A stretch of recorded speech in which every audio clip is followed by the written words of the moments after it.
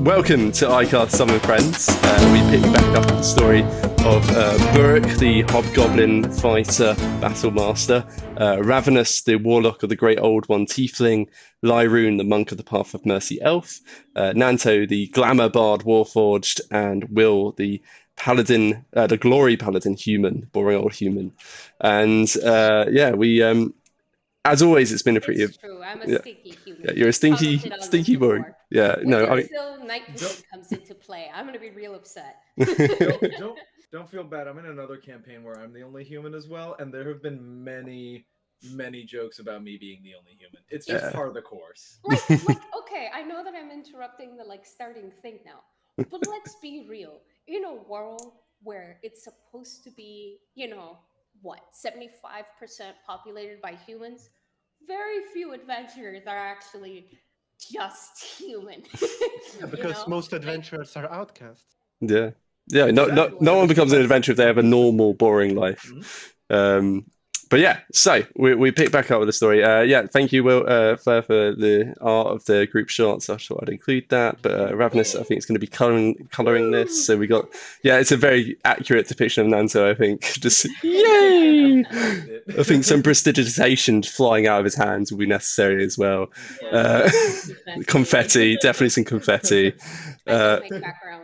I've never liked making backgrounds. No. I think I'm going to start making them now. No, Ravenous hates backgrounds as well. I'm really glad that you guys like it. Yeah. That makes me happy. Love it.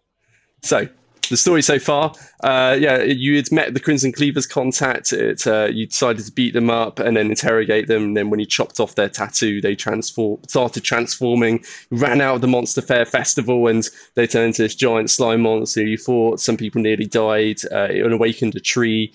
You killed that as well. Lots of bad stuff. But you managed to defeat it, and there was an awakening crystal inside it.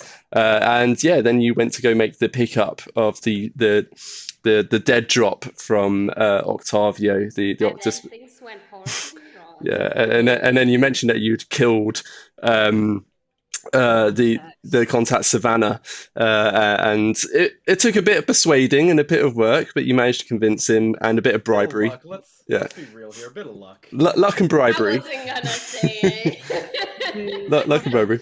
Didn't go that wrong. Then. Let's just do a social encounter when none of the party faces are there. 3 out of 5. 3 out of 5 characters. None of them were there. We went with Lyroon, deathly honest, and Baruch. I don't know what's happening. Oh no. What's a lie? Anyway, so it was great as well because that's what D&D is made of. Yeah, that's what it's for. So this is work in progress of the child. Does anyone remember the child's name? I didn't write it down. Abby. Abby, thank you. Abby. I don't write things that was not there. So it was Abby, who is a bar child, basically just helps out as an orphan they picked up as the Monster Carnival Festival as they travel around Faerun. She was sent to go guide you to the dead drop to collect it, and you found a chest. Burke decided to try and smash it open using his infamous lock picking skills, lock smashing skills, and then there was some kind of poison gas cloud that erupted, and child nearly died, but all good. Lyra was able to punch her back to health, and gentle punch her back to health. And in the end, you walked away with 20 gems of assorted types. So all good. Will, Nanto, and Ravenson, meanwhile, went to the Hole in the Wall. It's a tavern that's more just an alleyway than a tavern that has no furniture because it will get smashed up. Got in some fights, had some chats, and managed to resolve some of the stuff. And then you all went to bed. You went to wake up in the morning, and then that's where we're picking up is... and you also got the Wind Dance sword identified, which Burke, I believe, is currently in possession of. So it's capable. Yep. From what you understand, it's a +1 sword, and it gives you once per day a Misty Step. So where we left off, was Will wanting to prove that she shouldn't or should be in the group by beating up Burke and involved basically punching him / rugby tackling him out of a window of the tavern, and then the two starting fisticuffs out in the alleyway. As far as Burke is concerned, not the best morning he's had to date. Mm. Mm. Could be worse. It could have been worse, Can but then it? Why do you have the monobrow Baruch picture? Because he's angry. When he gets angry, he just spontaneously grows a monobrow. No, his brow's so furrowed they just connect in the middle. Fused together in the middle. Like DM, thank you very much for the rundown, but Will didn't actually have a plan. Very impulsive, she was angry and she went picking a fight. Just picking a fight. You gave her way too much credit there. She actually had no plan at all. I was actually telling... It's intentional. No. I was actually telling Nature it's that earlier. I was like, her plan was no plan. Just, there was a dire need of some extra punching. Or not. Excellent. So hopefully you can hear that. I hear singing. I can hear what can be called singing. Yeah, there's something happening. This is Syrinscape, so Epic Games the Epic Sounds. There you go. Don't sue me, Syrinscape. And yes, let's get this started. Yeah, let's get this started. So I think it opened with Buruk. Yes, so at this point we have already been in battle for a couple turns, and included quite a few very unsuccessful hits from Buruk, including using up an action surge to get a total of 4 attacks for 0 hits. Yeah, it was great. So Will knocks him down, whacks him with her shield, looks at him, and she actually stops fighting. She lowers her guard and she looks at him. That's it? That's all you've got? At that point, Burke was a bit out of breath, he's... It has been a rough morning, given everything that happened. It's still a bit of soreness from the previous day, and that just adds insult to the injury. So, at this point, he stands up, shakes a little, and there's almost a growling noise from him. Just, do you really want to go for this? Then let's go. Go for it. Go for what? Look at you. You're down in the dirt. There's nothing you can do. This is what you wanted? So just to check, is she standing basically atop of him, right in front? Essentially, like she's shoved him down, so she has to be fairly close already. She's not like, right on top of him. But she's lowered her guard. Her shield is down. She's still in armor, obviously, but she's not seeing Baruch as a threat, frankly. Yeah. So he is standing up using one hand to support himself.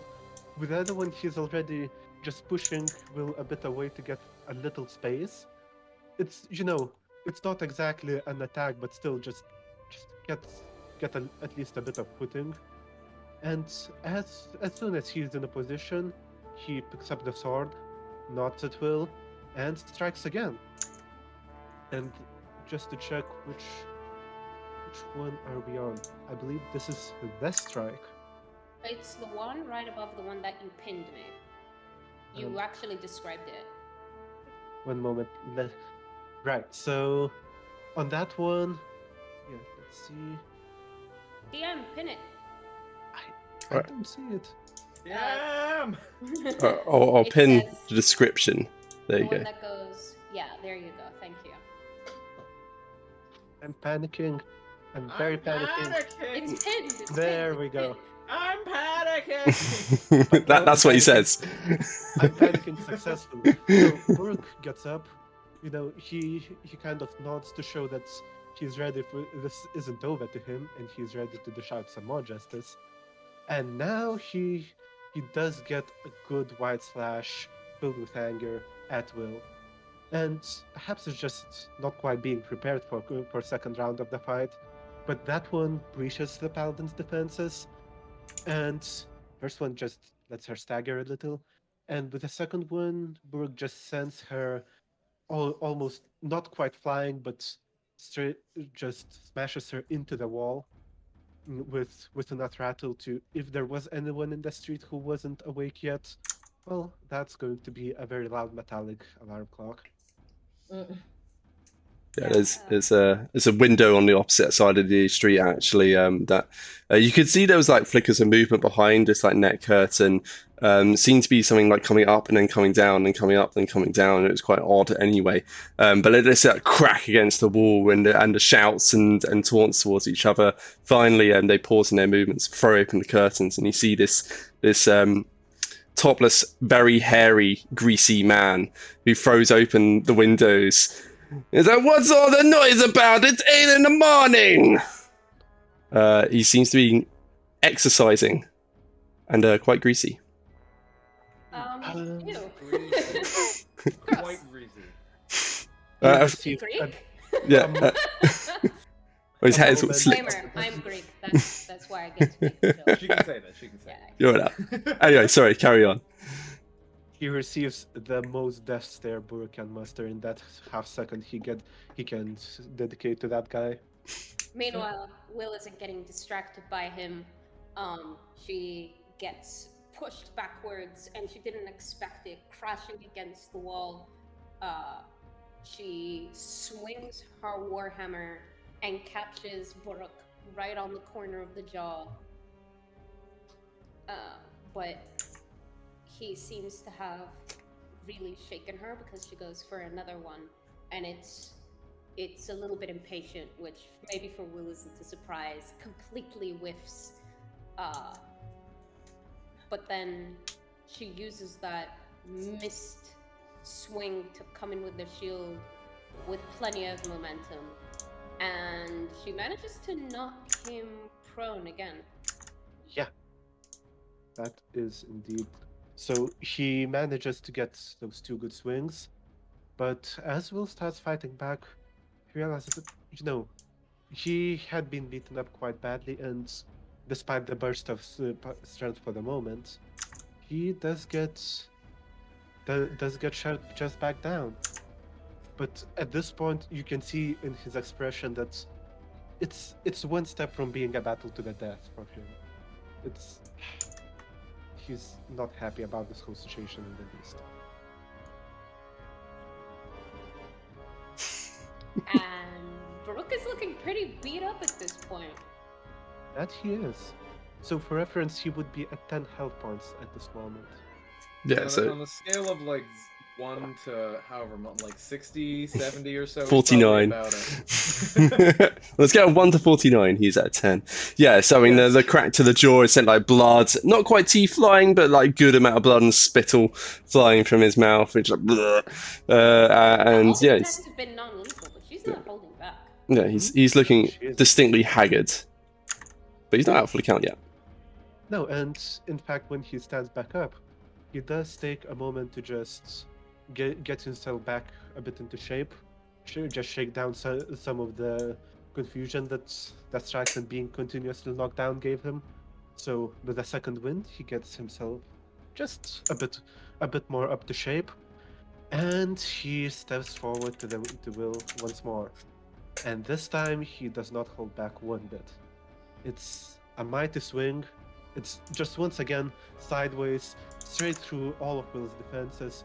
He knows there's a shield in the way. At this point, he no longer cares. It's a wide swing.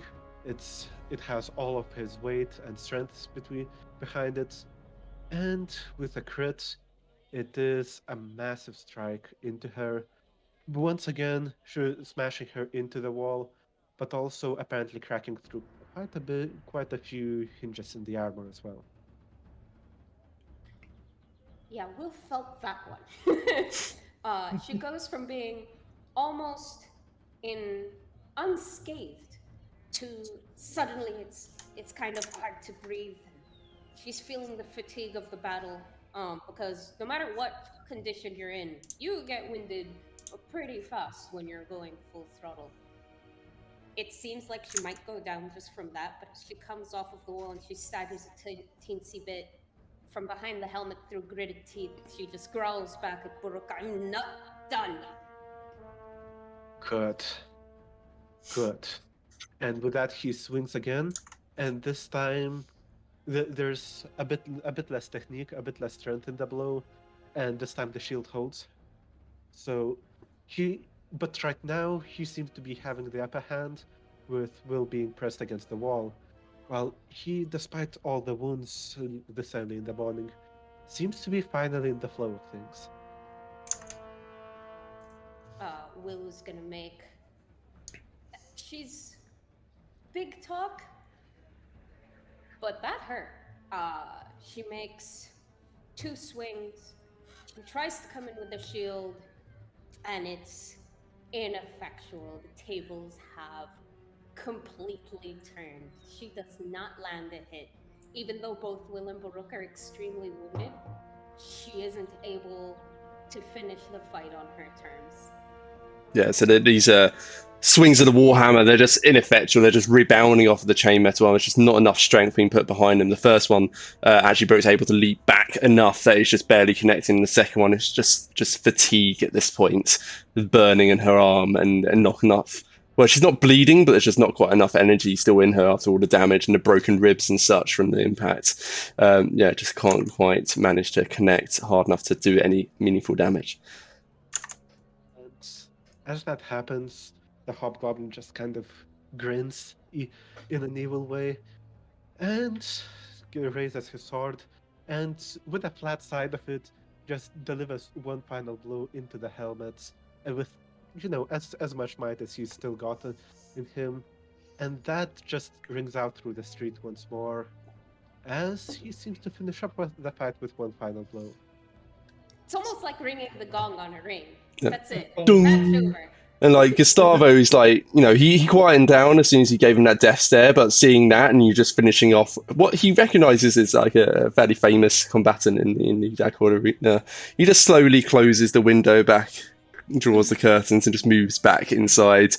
The last you see is just one last glistening pectoral muscle as the curtains come to a close.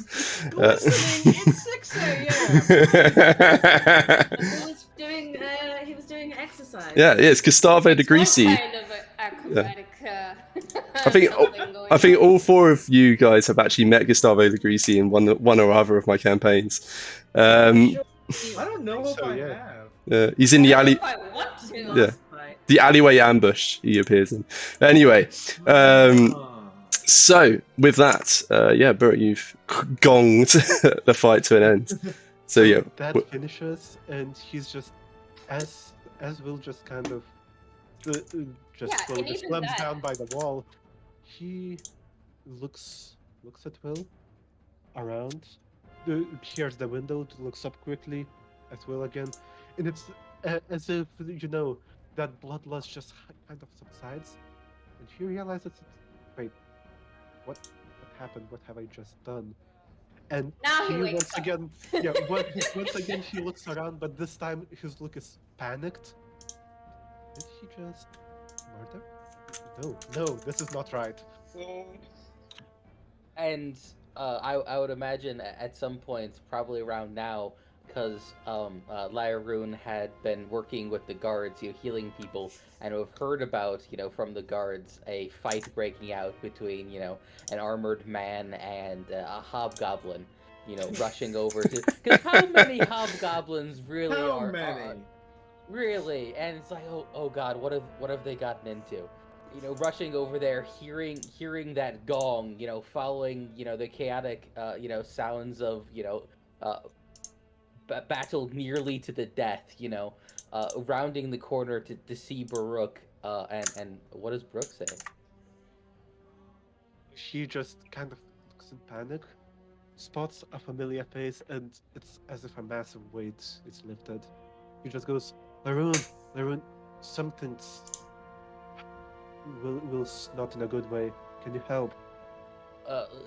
Lyroon, rushes forward, with, super elven speed, and kneels in front of whatever. No, I'm sorry. No. Super elven speed makes sense. I heard super elephant speed and read what? So it's trumpeting. Yeah, super elephant speed. So I was a little bit confused. Super elephant speed, absolutely. Lyroon can move faster than a modern car. I get it. Yeah. Elephants Definitely faster confuse than an me. elephant. Elephants, given their size, they're not very fast, but one can still catch up to a person quite easily. Just because they're about 20 times as big. But anyway, I'm Yeah, sorry. I so- didn't mean to interrupt with my confusion. No, So- Please carry on. that's well worth fine. clarifying. So Lyroon stampedes his way over. Grundles his way over. Yeah. Kneeling in front of the crumpled unconscious body of Will, taking off the helmet. I imagine it's on, and just putting hands to the side of her face and imbuing with a bit of ki, healing her for 8. There you go. Nice. All right. So yeah, it's And that hand laid on, and while the armor itself still remains exactly as damaged, you can still see there's a bit of like a dent inwards in the helmet where the blow was struck. But underneath the armor, where the metal had actually made contact with her temple and it had just been wearing enough, it's just the temple starts. The bruising and bloodiness that appeared there just shrinks back inwards, and just she's eyes flick open, and you can just see there's concerned-looking Lyroon hovering over you, and Buruk standing nearby, looking awkward but worried. It's honestly just about as much worry on his face. It's he doesn't regret what he's done, but he didn't expect it would go that far. Yeah, it didn't feel good. So it's What happened? Are you okay? well, she attacked me. She just straight to the point. You She started it. He started it. And I finished it. to be fair, even in going down, Will was stubborn. For a second, it might have looked like the fight was gonna go on before she crumpled like a sack of potatoes. And she potatoes. stayed there. When Lyroon heals her, she mumbles to herself, "Gramsci," and kind of waves her hand dismissively. But before she shakes her head, it starts to register that these are Lyroons. Very sort of D&D, long fingers, thin limbs, kind of a deal going on here, Vlad. Yeah. So she feels Lyroon's hands are the ones that are on her rosy cheeks, and she listens to what's happening. With the warmth of healing. Blinks her light eyes open as she looks up at them. Brooke, you hit like a truck. Wait, no. Brooke, you hit like a stampeding animal. No trucks. What's a truck? Yeah, there's Excuse no me? trucks. You hit her so hard she started thinking about things that don't exist yet. Oh, no. You knocked her into tomorrow. You hit her straight through the fourth wall. Will just kind of looks back and grunts. Wait, this was a stupid errand. What got into you, Will? You, all of you. Oh, thanks, Lyroon. And she sort of pats his shoulder, then uses it for support to get herself up. Rolls her shoulders, looks at the warhammer. I'm not gonna pick that up yet. That's real heavy. Back to Brooke. Oh, you. He reaches out a hand just to get her up. Yeah, she takes it. There's obviously for all of the aggression that there was before, she gets over it fast. There's no animosity left in Will at the moment, clearly. For the Everything you guys were saying, just I don't know. I guess you wouldn't listen to what I said, and actions speak louder than words. Much louder. I think I could still hear the ringing.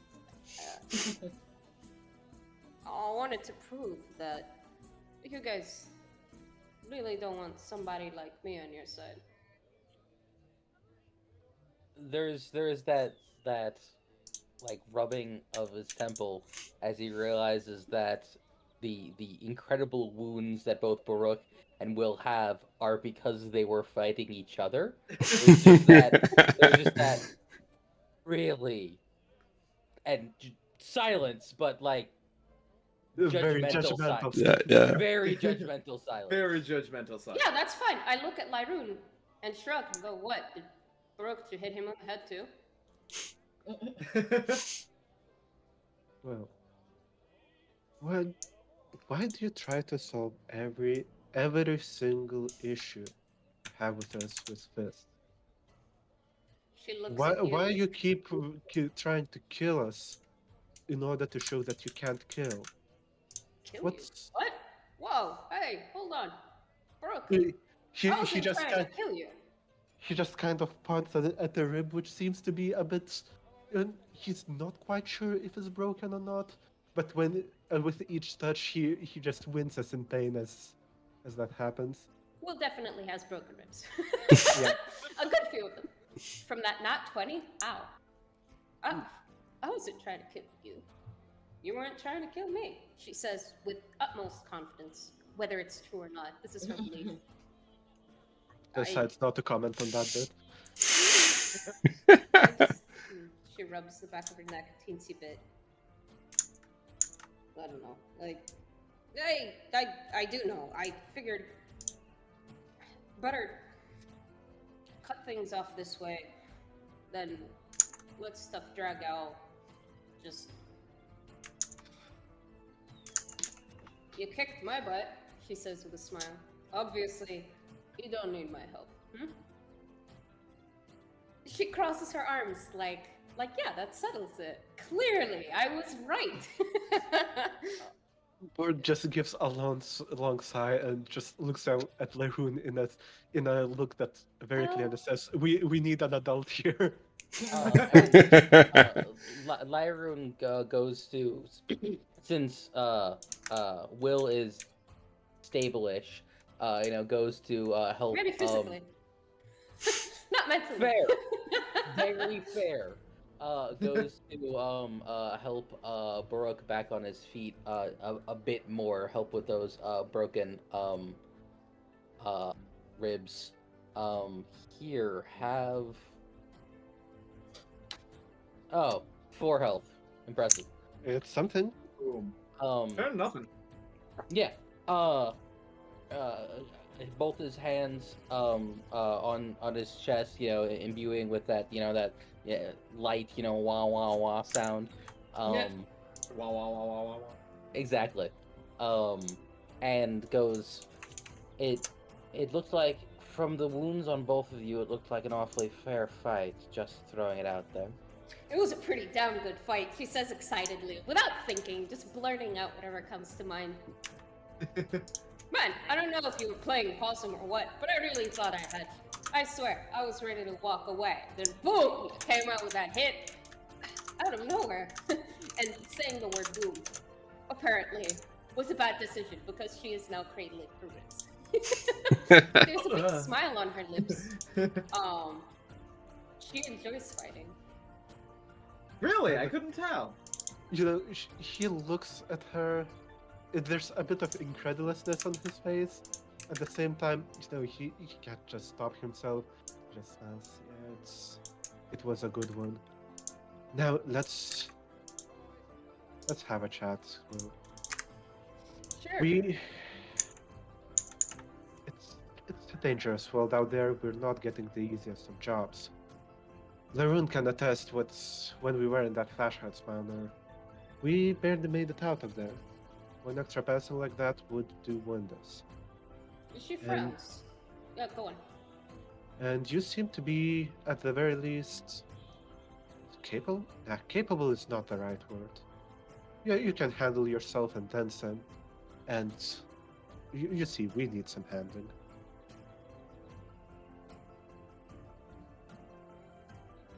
It was that tough to get through Flash Arts Manor? Like, this is news to her.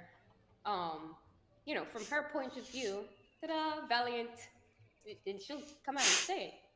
From my point of view, yeah, you guys were just the butt kicking that place needed. Came rolling in, everybody was scared of you. Seemed you did pretty good to me.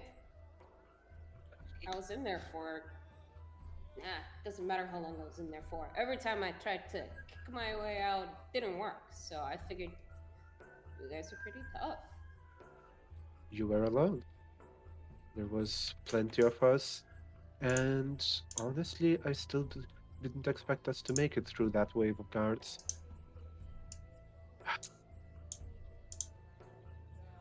What should we do with you, Will? You don't seem to listen to reason, do you? More you tell me to do something, more I want to do the opposite. And she says that, but obviously, Brooke, you said she was alone and that bothered her. That made her pause. What's Lyron doing through this? Kind of looking in between both of you and thinking. Not entirely sure. What am I not going entire- to do with these two idiots? How do I get through to these kids? I reach these keys. Eldred, am I right?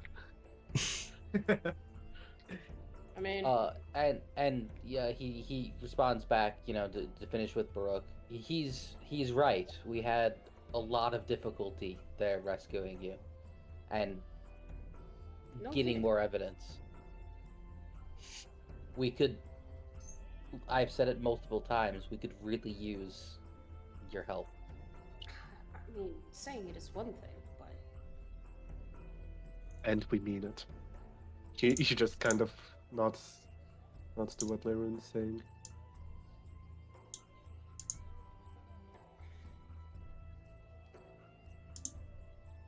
I mean, I can't say you guys have seen me at my worst, but You keep pretty telling, close. this is worst and it will get better. You're not exactly selling how you're not going to be helpful for us. Kicked my butt, she says with a smile. Yesterday, right after you managed to chokehold the dragon, you still managed to pin all of that on me. Today, you almost get me unconscious. You still claim that we are the stronger ones. Come on, Will. What's gotten into you? How are you so keen on looking like the weak one? She straightens her back, puffs out her chest, and well, her accent drops a little bit. I'm not trying to paint myself as weak, but the fact is, after everything you've seen, you still want to have me along? That's... Yes. Sorry. No, that's perfect. She tries to like tell you that that's nuts, and you cut her off, and you just go, "Yes, damn it!"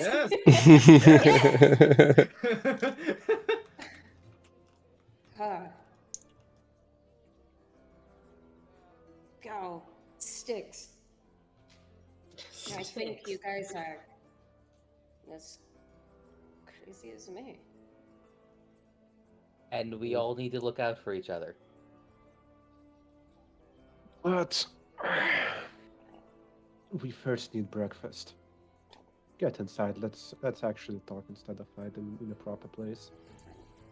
And with that in mind, Nanta, you don't sleep. You go into this No. sort of rest mode as a Warforged, but you would have awoken as like a gong out in the street, which has almost sounded like a dinner bell. And then, yeah, it's breakfast time, right? I assume you're going to, as always, try and help cook some breakfast up. 100%. He's a great chef. He's a wonderful chef. Let's have your cooking proficiency check.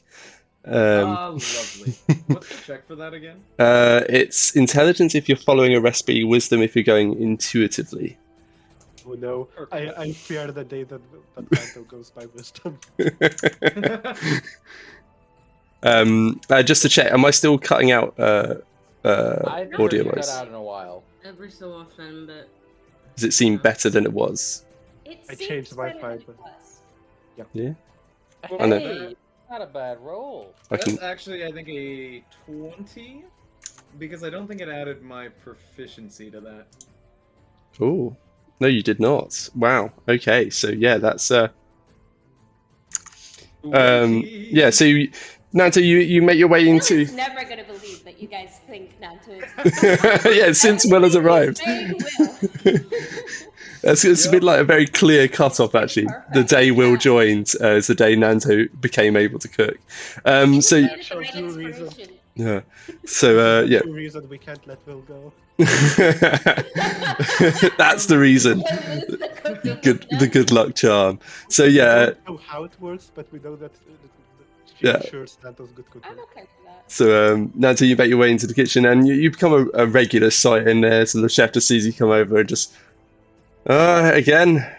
All right, and then he just steps back without offering any protest this time, and you can see he just started cooking up. It's classic fare of bacon sausages. He was just starting to make some pancakes. You will actually have to whip them up and cook them, but with a 20, it's easy to do. Is there anything else you want to do? Is there a few supplies around? You could make something a bit off-piste.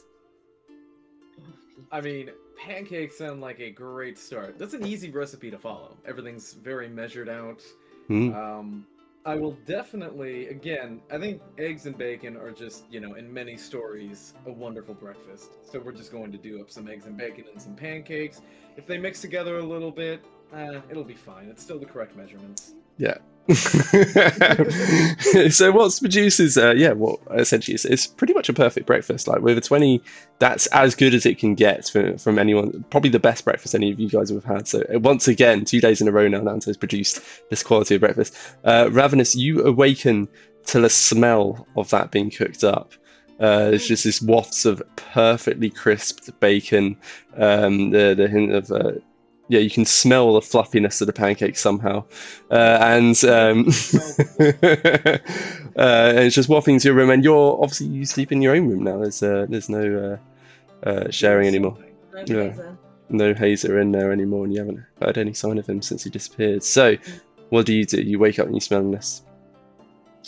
So my first instinct is to sort of try and rush towards the door, and then I remember what I've been through in my sleep and think again. So I go and gather all of my supplies and try and find every gem that I've ever gathered, and then I just split them down the middle, and then I tuck half of it under my mattress. And I put everything back in my pouch again, in my bag of holding, chuck it onto my back, and then tail wagging like a puppy, go to have my pancake. Okay. You would That's super cute. So as you're doing this and you're splitting it down the middle, you'd notice this change on your skin as well. On your right forearm, a tattoo seems to have appeared overnight, which seems to be like it's essentially looks like a tail. It wraps round and round and round your arm, and then comes to a point over your forearm, pointing downward toward your wrist. What kind of tail? Is it like one of the little sort of traditional devil tail type things, or what? Yeah, closer to that. Yeah, more like your tail than any other tail. And where it starts, it's depicted almost as if it comes out of the skin. But yeah, it's just a new appearance has appeared. It's worth saying everyone's reached level 6 as well since last game, so lots of new abilities to play with. So yeah, you take half your gems, stick them under your bed, and then tail wagging, make your way downstairs towards the smell of fluffy pancakes. And just take a big bacon. sniff, and my stomach just goes. I'm like, yeah, time to eat. Yeah, and there's probably a little bit of trepidation of prospect of Nanto's cooking, but I don't think you alone haven't had any complaint about it because my expectations were reasonably low. You did cut out there, by the way. Oh, for me. Interesting. Yeah, my Ravenous has never had much qualms with any of the cooking issues that other people have had. Yeah, I don't see why everyone has this weird idea about him. I mean, well, Will's only known him to cook a good meal so far, so we'll see Yeah. what happens this time. All right. So you make your way down. Just as you're making your way down, Nanto's coming out of the kitchen. And he's got this platter of delicious-looking food, and that's just as Burke, Will, and Irene are trooping their way inside. Burke, you had just been saying, let's go get breakfast. Just before that, Will, Irene, is there anything else before you enter the tavern? No. Mm-hmm. Excellent. No, yeah. Um, Maybe. I think she's just gonna catch Baruch. Yeah, food. Sounds good. I guess this counts as a morning workout. And oh, hold on, hammer. The other two head inside. She goes to grab her warhammer, hefts it, and obviously this is, it's a woman who's been wielding this big heavy warhammer for a while. Hefts it over his shoulder, and frowns. Yeah, I got something to say. She'll put a hand on Brooke's shoulder to pull him back before he enters, and maybe for a second it seems like she's ready for round two. Look in her face, helmet off since Lyron was healing her. She's wearing determination. It's very easy to read will when her helmet is off. She looks Baruch in the eyes. You're right. I was alone in Flash Hearts, wasn't I? That you were. That you were. Now she's ready for pancakes. And so after that bout, while the two of you are depleted in terms of strength and health, you both feel there's something you learnt from each other, from wailing upon one another. So that's how you two have reached level 6. Character growth and also literal growth. You make your way inside. Just as you're making way, so you see above, there's this sort of the flapping, like half shattered shutters of Baruch's window, where you two had tumbled out. It's probably some repairs or money to be paid there.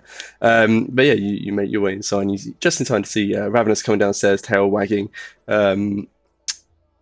Feel free to do perception checks if you want to spot a new tattoo. And Nanto coming out of the kitchen laden with a platter of pancakes and bacon and eggs. I don't think I would actively be looking for a tattoo. More like, No. is it something I'd spot with a 10? Probably not. Yeah, it's likewise very similar situation.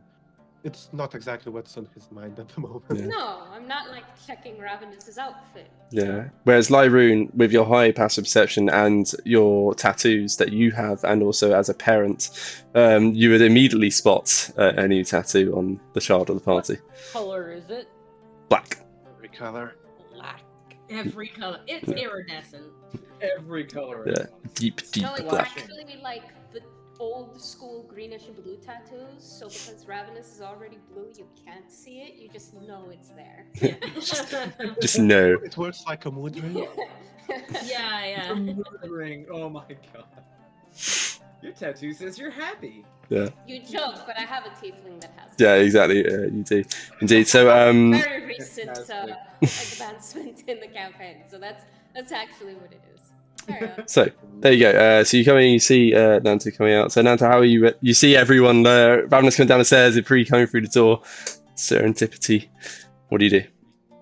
Breakfast! Just yelling to everyone. And Chinston the barman just looks over, and there's a little bit of look of concern in his eyes at the prospect that you've been in the kitchens once again without him particularly noticing. He's too busy drying glasses, but as well that you're going to be serving customers. But then he realizes it's just your group, so he's just all right. He's okay with it for now. Yeah. No one's died yet. No one's died yet. Yeah. I'll just bring up the art for Chinston. Don't know if you guys have all seen it. And how are we all doing on this fine morning? Will Morning, looks like Doctor. crap. That smells fantastic. What is that? I believe it is a recipe called pancakes. Can't say I've ever had that back home, but Nanto, you're one of the best cooks I've ever met. So bring it up. And oh, you. Sits down, kind of with a thump. Lets her warhammer, sit on the ground unceremoniously, and is ready for food. There is definitely a pile of there's going to be fried eggs, bacon, and pancakes. Lyron, of course, only takes the pancakes, and in fact asks, "Have any raspberries?" Oh, I'll check in the back. And he now that Sam isn't here, he's going to waltz into the back and explore the pantry for raspberries. Excellent. Give me a perception check for finding raspberries. Alright, I fail. Will is going to. She kind of looks at the others, arms crossed, doesn't fill her own plate at first. Once everybody's grabbed a bite, and I imagine that Ravenous and Bork are going to eat as well, right? Yeah. Absolutely. Once they're going to grab a bite, Will finally goes to, she looks around at the others. She goes to get food for herself and places her gauntlets on either side of the plate. She's like, oh, right, stupid. Before essentially taking whatever is left and pulling it towards her. just everything else, like, that's all you want, right? I'll just take the rest of this. I'll just take the rest. She will just finish off everything else. Before anyone's even... No one's even taken a bite yet. Like, you guys don't want seconds, right? Okay. No, I'm not even gonna worry about it because I do want seconds. So once everybody's gotten portion number 1, what's left is mine. As you do that, there is a bit of a surprise on Brooke's face, but that's hardly the strangest thing he's seen from Will this morning. What? Can I just quickly stab one of the pancakes as you take it? Like, no, and just grab one extra. Absolutely, you can. Interception. You don't even get a second look. You don't even get a second look. That makes sense. It's like, you get as much as you want before I get to it. She looks at Baroque and she's like, fighting works up an appetite. You know that. Yes, but didn't expect it to be that kind of appetite from a lady. And you can just see a bit of a smirk on his face. Yeah, she laughs.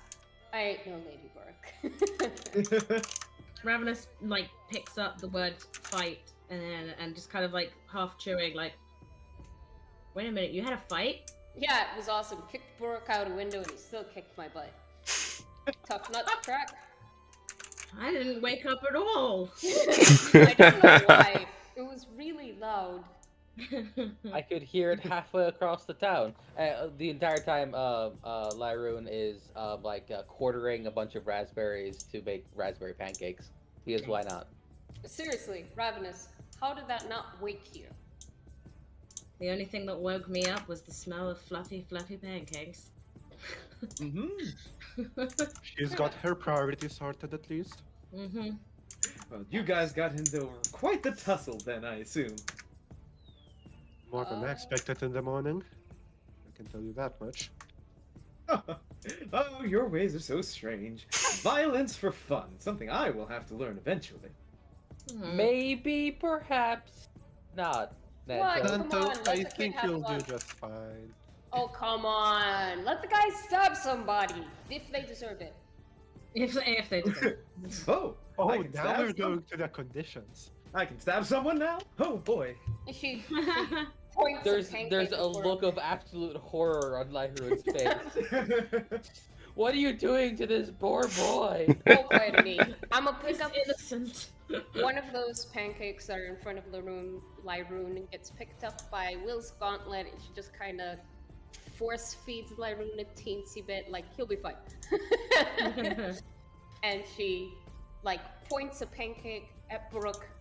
I mean, come on, seriously. You're telling me that Nanto can't handle a knife? Seriously. You're telling me that you can't handle a knife? Oh, who's watching the stream? Sorry, I've been spending this entire time trying to get on the stream. Remembering my passwords. You succeeded. Oh, yeah, you got a new Yeah, phone. it worked. Oh, it Yeah, worked. you're there. Okay, It did work, yeah. so, But yeah, oh, sorry, Brooke good. just respond like, he can. I just don't think he needs to. I mean, hey, Is it- needs to, well- doesn't need to. Nanto, you've got, magic. So, I do have quite some magic to me. singing, music, that's your shtick. Oh, quite, and storytelling. Don't forget that part. Yeah, I guess I better get used to it. And she leans back. If I'm gonna be sticking around. Wait, The that eyes, me? the eyes literally brighten at that. His Yeah. little warforged eye lights. Yeah, Ravenous just has cheeks full of pancake, literally doesn't stop to swallow, just does that mean nothing? There's like a spray of crumbs that come over you. Does there not is- phase Will. There is a spray of prestidigitation confetti. Yay! Is the confetti edible? Just checking. Absolutely not. Highly toxic. Poison confetti. Oh my god, if I ever take the poison spray cantrip, it's just going to be dangerous confetti. The poison glitter! Dangerous Poison. setting. Glitter is poison. Not in I our can- pancakes. I can very much tell you the negative impacts of glitter. Ooh. So, That's Will, true. you guys are very good at getting off topic. Will chuckles. She blushes. Very easy to blush. She's like super white. And she looks between Nanto and Ravenous. Well, so long as you guys haven't changed your mind, and she realizes that that is in fact the case. Yeah, I'm kind of tired of being alone, to be honest. We are going to need quite the party to celebrate this. Oh, we're going to need streamers. We're going to need some mushrooms. Oh, we're going to need a little bit of soup here and there, maybe. Get the games going. Oh, does anyone have a deck of cards? Nanta! It's okay. we'll make the party happen. But first, let's do what Will wanted to do. She wanted to go and have a look at the festival. Yeah, didn't really get the chance after all the explosions yesterday. Oh, that would be wonderful. We can go to the festival and cause more explosions. Sounds like a plan to me. Tell you what, after that fight, I'm feeling pretty good. And she flexes even though she's wearing armor.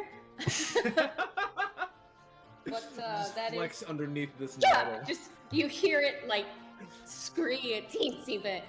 I mean, it's quite bulky, right? Like, there's a reason that most people think that Will from the arena is a dude. But she makes a comment about Brooke beating sense into her, and she looks at Lyroon. You know, provided nobody's changed their mind. Of course not. Matter one. All I'm too right. simple to change my mind. I can barely change my own mind about my own thoughts. I don't even change my own clothes. Why would I change my mind? Wow. She has You one don't change outfit. What prestidigitation is for, to be honest. her. Since I met Nanto, my hygiene has gone up tenfold. That's disgusting. No, Okay. it's actually the opposite. It's gotten No better. longer disgusting. So, Yeah. you've gobbled down some breakfast. You've. Oh. Will's talking, but I can't hear her. Oh, sorry, I was pushing the wrong push-to-talk button. Ah. That was the one that makes my keyboard change colors. But it's Ooh, between... yes. It's right after, you know, function and before control. So when I just have my hands on the keyboard, that's the one my hand goes to automatically. Anyway, I was just saying that Ravenous's hygiene, like, she's nodding and listening, but it hasn't stopped Will from eating. And boy, can she pack away those pancakes. Say what you want, Brooke. This lady can eat. This Obviously, lady eats. like, it's being burnt off by the morning training and the constant picking of fights. So, pancakes, bring it on. It's, you know, given that she almost had a hobgoblin for breakfast, pancakes don't seem to stand a chance. Tell you what, that fight got turned around, like, super hard. And Windra obviously enjoyed it. I don't know, how insightful is Brooke? Or Lyroon, for that matter? Lyroon will Lyroon be. is very insightful. Never mind. You know, this is nothing. Typically very insightful. I thought I could have. Never mind. I am not. I am looking at. I have passive insight of 16. Okay. That's a really cute cat. Passive insight of 16. Okay, well, then in that case, Lyroon might be able to notice that something's changed. Definitely. Will didn't just be like, yeah, all right, I'll join you. She's got a lot of respect for Baruch. So, Yay. what he said mattered. Friendship. Baruch has no idea. So he hasn't noticed that. If anything, once Will officially said that, yeah, she's joining us, Yeah. and we're still having her, he kind of tried not to. So inside, he's very, very relieved to hear that. Outside, he seems like he's almost trying not to react to it. He just mentions, Nanto, mushrooms don't seem to be a good idea. You might want to check with someone which ones are edible first. Yeah, Will doesn't notice anything. He doesn't seem too plussed about it. Have to work harder in the future. Obviously, second story window wasn't high enough. Wow. Gonna have to step up my game. Yep, that's the obvious answer here. You ever You visit know a what? tower, you're in trouble. Off of a griffin. Something cool. Yeah. So he's sitting Yeah. back shoveling pancakes. Like, can I suplex someone off of a dragon? What if we did it into a volcano? Would that work? Yeah. This isn't Resident Evil. So, while you're thinking about that, you would actually see out of the windows of the tavern there is a griffin flying around over Daggerford at the minute. Seemingly, they've gotten the griffin ride started for the day, and the gnome who runs them wasn't put off too much by the excitement of the previous day. So you scoff down all your pancakes, bacon, sausages, and whatever else. No, not sausage, eggs, I think it was. Yeah, I think you're ready to go check out the Monster Festival day 2. So from Will, as a local resident, you'd notice after living here for a few years, they tend to turn up for the weekend. They'll be gone on Monday, so today's your last Sorry, day. I know what? You cut out at the wrong point. Oh, sorry. They come around every year. They tend to stay for 2 days, so Saturday and Sunday. So it's Sunday now. They'll leave on the Monday. So today's your last day to check it out, basically. Do I finish my long rest now? Your long rest. Oh, from the previous day. Yes. Yeah, I had purposely not leveled up for the fight. Oh, yeah. Cool. No, go for it. Yeah, So absolutely. then in that case, in character, right, slams her hands down, stands up very suddenly, probably knocks over the chair or stool that she was sitting in. Oh, All right, I'm feeling rejuvenated. Come on, we've got a lot of stalls to get through and only today to do it.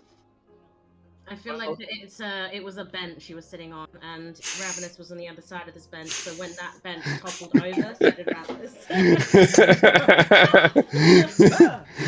You just hear this yelp and a tail flinging as she rolls over with the bench onto the ground.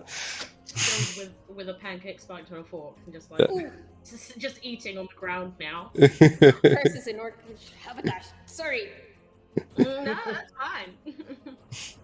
Better for your digestion. So, okay, That you can swallow while upside down. you can certainly try. It's not very pleasant. Anything else before you troop out? Nope.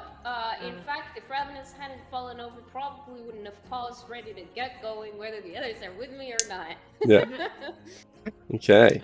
Just on the way out, I quickly grab onto a sleeve of Nanto to hold him back. oh. And just sort of make sure that everybody's kind of gone. It's maybe a little mischievous, but Nanto, I see that you quite like animals. I and do.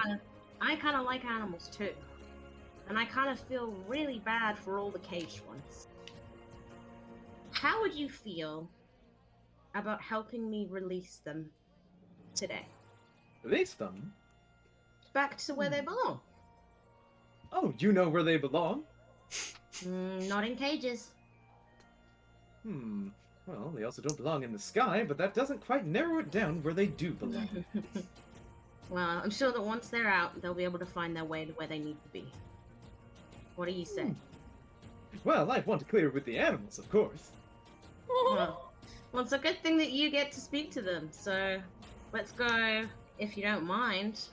We can sneak off and have a little conversation with some of the critters, see if they would like I would to. love to meet some new friends. Great! Alright, let's join the others, and then we'll work on Away! Nanto, Ravenous, what's taking so long? Come on. And Oh, you sorry, I tripped. can just see him like throw up his arms away and just like flailing as he runs towards you. I need some animals! Out of character. Out of character. Release them at the end of the day so that we'll get to hit the stalls. Cool? Cool. The only I mean, problem is they'll get sold in the meantime. But I want to see the stalls. Yeah. Oh, you Okay. can see the stalls. That's fine. We'll just sneaky. We'll see what Last happens. time you hit the stall barely existed after. Yeah. So I'm not sure what's gonna happen to the remaining ones. Hey, I told them to use my hammer. They said no. So you troop your way out of the River Shining tavern, back onto the streets of Daggerford. Much the same as yesterday. It's all done up with bunting, and there's all the festival stores are set up. It's the beginning of the day, so the streets are not exactly heaving, but they're a bit more busy than what you guys have been used to when you've been living in Daggerford for the past week. There's a few brightly dressed carny folk wandering around. Noticeably less of them are human than we would see of the average of the people of Faerun. Let me bring up the right image. But yeah, so yeah, you can see there's various festival stores around. What kind of things were you looking for? You looking for games? You looking to go shopping? You looking for just entertainment? There's a few shows as well. Mostly looking for where the crowds are. Mm. Will is looking for games and also a specific kind of entertainment. Oh. Everyone's mind went there. Okay. I like the art. Lyroon is also looking for games. Would probably try to get a bit of, a competitive streak with Will. Like, I can do better than you. Haha, I'd like to see you try. And that's exactly what it's going for.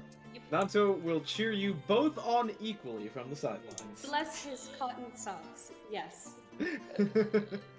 Lyroon isn't like, sorry, one tiny thing. Lyroon isn't like super like feeling competitive, but knows that Will would be and wants to egg Will on.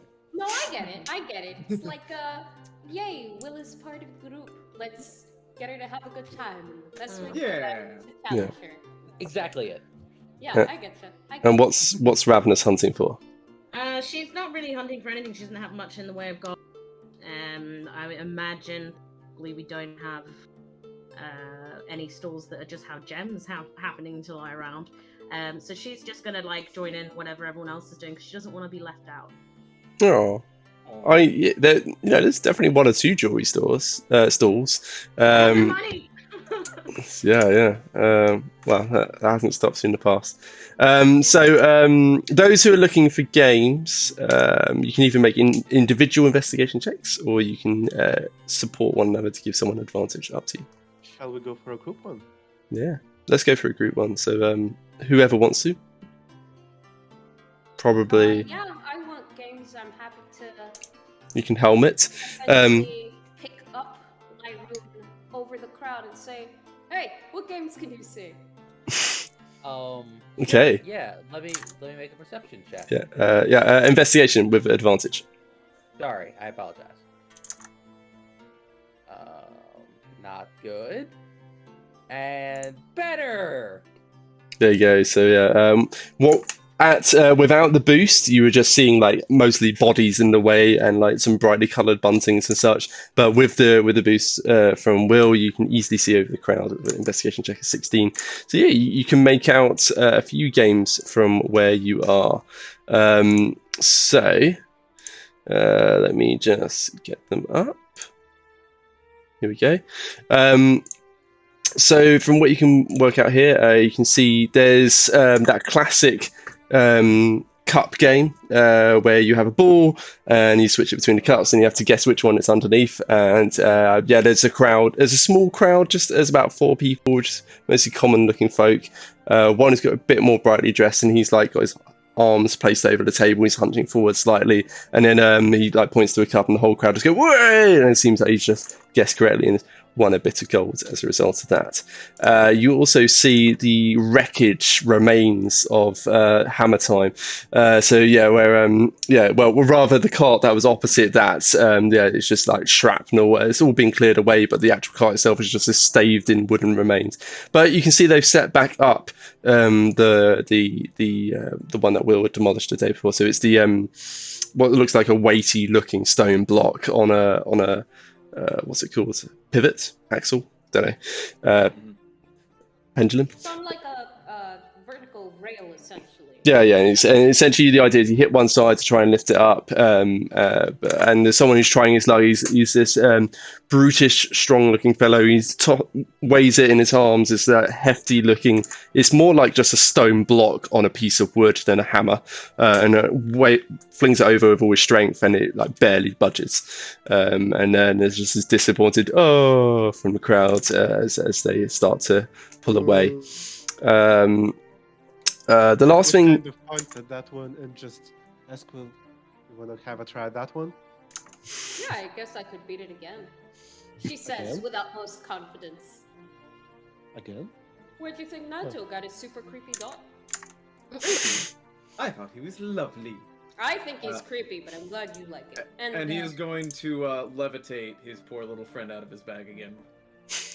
And just basically have the doll, like, with the telekinesis, just lift out of his bag and land on his shoulder. You gonna pull the string? Oh, of course. Yeah. It's just, oh, hello, Rupert. You're my best friend. We'll be friends forever. Ever and ever. Oh, I know we will.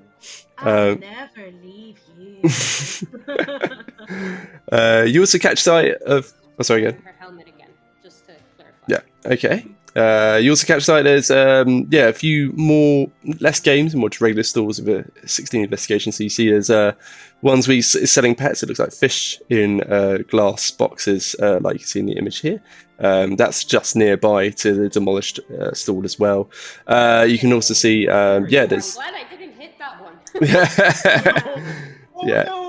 Yeah, where you can see there's a cat like sitting, like staring over one of the cages as well, just watching the fish. There's a fish. Yeah, it looks like you got one of them. Yeah, well, that's the bribe. You see there is what looks like almost like a knick-knack store. It claims it's Mysterious Mysteries. Marvelo's Mysterious Mysteries is the name over it in an archway, and then it's almost shaded as a curtain pulled over the top, it seems to be some kind of mysterious knick-knack store. Do I by any chance see any ring toss? Ring toss. That's oddly specific.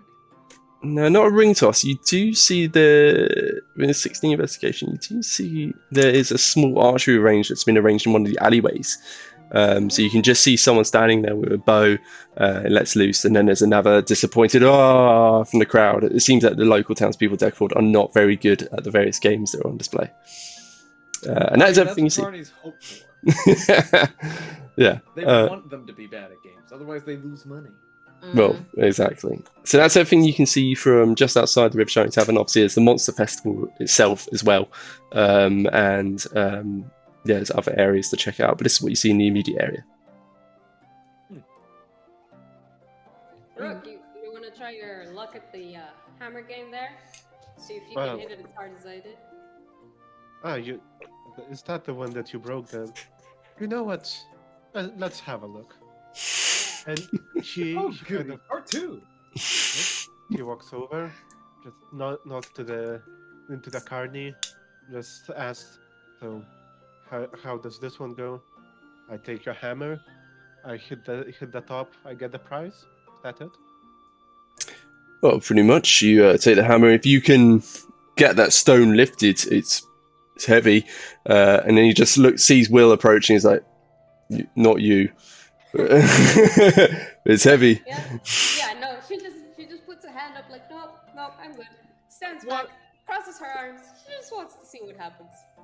Lyroon also follows behind Baroque. It's gonna go great.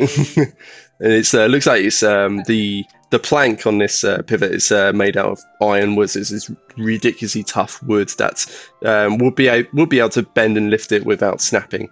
And there's this weighty looking like heavy stone on a piece of wood. More like a hammer for an ogre than for any human or indeed a hobgoblin to use. Or just a very strong lady. Yeah, or someone bowling ridiculously well. So it's just, and it looks like this store's actually manned by the guardsmen. So a couple of the Transguard Is that Duchess. someone who I would recognize? Or... No, I don't think you'd recognise these two actually. No, I mean you might have seen them in passing when all the guardsmen were running out when you were going to go to Lord Flashheart's manor, but you'd have seen it only in passing. These aren't any. Certainly, You're cutting out, Sam. Am I cutting out again? Yeah. You would have seen him only in passing. You don't know them Yeah. personally. Yeah, But would I have seen them when Nanto expertly trained at their training session that he was definitely not invited to? Yeah, that's a good point. Nanto, give me a history check. Oh, excellent. And 22. 22. Yeah, you'd recognise one of them. He wasn't the one that was particularly astute, the Sherlock Holmes guard, but certainly he was one of the guards doing their darndest. But yeah, basically one is he's got thick sideburns coming down to halfway across his jaw, and pretty much bald on top. The other one, it's got a thin goatee, which then seems to stop at the middle and then come round. But otherwise, he's just got a normal slicked back hair. He seems to have applied some kind of grease to slick it back in his brown hair. The one that you recognise as the sideburns guy, who seems to constantly sort of scratch and itch at them. Sorry, recognise as who? Just someone he had seen during the guard training session that he had invited himself to. Okay. He's got you said thick sideburns that he's scratching at? Yeah, thick sideburns that he keeps scratching at. My man. Like mutton chops. My man. Sorry. Nando's going to walk up next to that guy and just kind of be like, "Whew, busy day, huh?"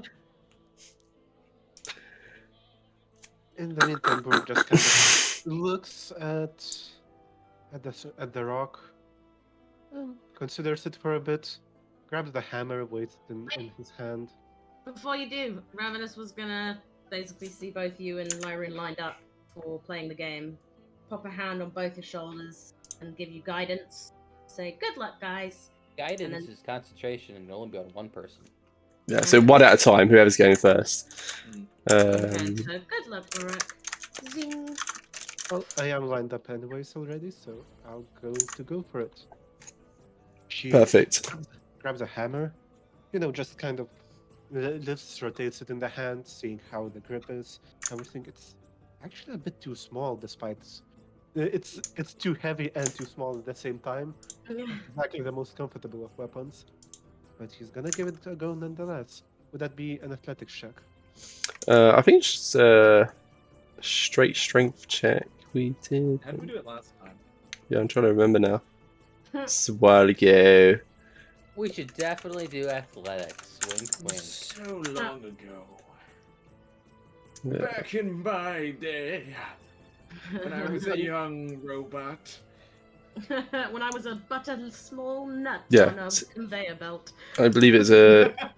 I'm going to go strength, and we add 3 if it matters. Yeah. Mm-hmm. It will not matter whatsoever. So yeah, you're lifting. In fact, oh dear, the guidance was only a 1. So yeah, Brooks like testing the weight of this. He's got a pretty good idea of it and just lifts it to his shoulder, and you just bring it swinging over your head, but you haven't quite got the accuracy on point. So when it comes crack against the wood, about only half the hammer actually hits the hammerhead. Actually hits the wood. The other half just is hitting empty air, and so it just slips off and cracks against the floor and actually breaks slightly one of the cobblestones. But unfortunately, don't do any real harm to anyone. But unfortunately, the stone on the pivot does not shift. Meanwhile, Sideburns is talking of Nanto, and it's just like scratches at them. Well, not yet, but it's early yet. I think it will get a bit busier later on. From what I hear, some adventurers have been making trouble around town. Oh, really? What kind of trouble? Well, the way I heard it, they just started beating up some poor lady out at a monster festival. How tragic. We've got a few. Like a mystery. We've got a few more guards posted out there today to keep an eye on it. And then there was some explosion out in the forest. It's always a lot happening in Daggerford, it seems. Well, there's always a lot happening. Thankfully, we have our wonderful games and training in the way of riddling, puzzling, and mystery solving. I am sure that our people, our guardsmen, will be able to find those perpetrators. His eyes just like slowly like start to narrow as you're talking, as he's realizing who you are and coming to recognize. Oh, yeah, we do have some good training. I trust you found it useful. Oh, it very much was. I thoroughly enjoyed it, though it could use a bit more on the presentation side of things. And there's just clunk, clunk, just as Burke's hammer hits beside you, and he just looks over and looks down to the floor and just like shrugs. He does not care at all, seemingly, about the cobblestone being smashed. He's like, "Hard luck, sir. I'm afraid that will be." Should have looked up how much this cost before I gave you the game. 120 gold. 120 gold. Yeah. Once he mentioned the price, Burke is just going to protest it. Yeah. He did specifically ask, so is the deal I slam it and I lift it. No one was talking about price then. That'll be 5 silver pieces. It's all the money goes towards a pot, you see, and whoever manages to lift it gets to take away the pot at the end of the day. Silver, I mean, that's fair money for a game like this, but you should have mentioned before. Oh, I thought it'd be obvious, and he just like gestures to the sign that's like nearby. That the DM did not describe. Burke just gives it a look. Sighs. Picks up a pouch, starts counting through the coins. As luck would have it, most of them ended up being gold pieces. Will is in the back chuckling. She just kind of grabs one, tosses it towards the guardsman. Keep the change. Oh, well, thank you, sir. It'll be it'll be rather exciting for whoever wins it. It all adds to the pot, which is considerably diminished after yesterday. He glances Will's way. And Will steps forward. Does he shoo her away? Like, no, you've had your turn. Well, he goes, hold on. It's this young man's turn, because he'd seen Lyroon was stepping forwards. Oh, I apologize. Will says, okay, case 22. There's that look of young. Well, elves all look young. All elves looking the same. Do I, by any chance, have the blessings of Ravenous? Yeah, absolutely. I pat you on the shoulder and wish you luck. Excellent. Yeah. So it's a sparkling iridescence that starts washing over you. It's that purple glowiness that she always confers. So dumb question, because I like being dumb. What weapon is this? Would you say it would be a maul? It'd be an improvised weapon. Yeah. All right, cool. Because it's just like a big stone block attached to a club. I mean, it's not that far removed from a maul, but it is an improvised weapon. So yeah, it's just a straight strength check. Sure. With guidance. Yes. So Lyroon, goes up there, with his, remarkably skinny arms, pulls it up, to the shoulder, looking kind of awkward, and maybe stagger back a step or two just with the weight of it. And does remarkably well. Plus guidance. Oh my god! Did much better than Burke. 18. -2, by the way. I know, it's perfect. So Lyron, has it on his shoulders, and he goes. I know, and it isn't a good swing. He literally topples forward, but it's enough with the momentum, and it's enough with his own going into it that he whams the wooden plank.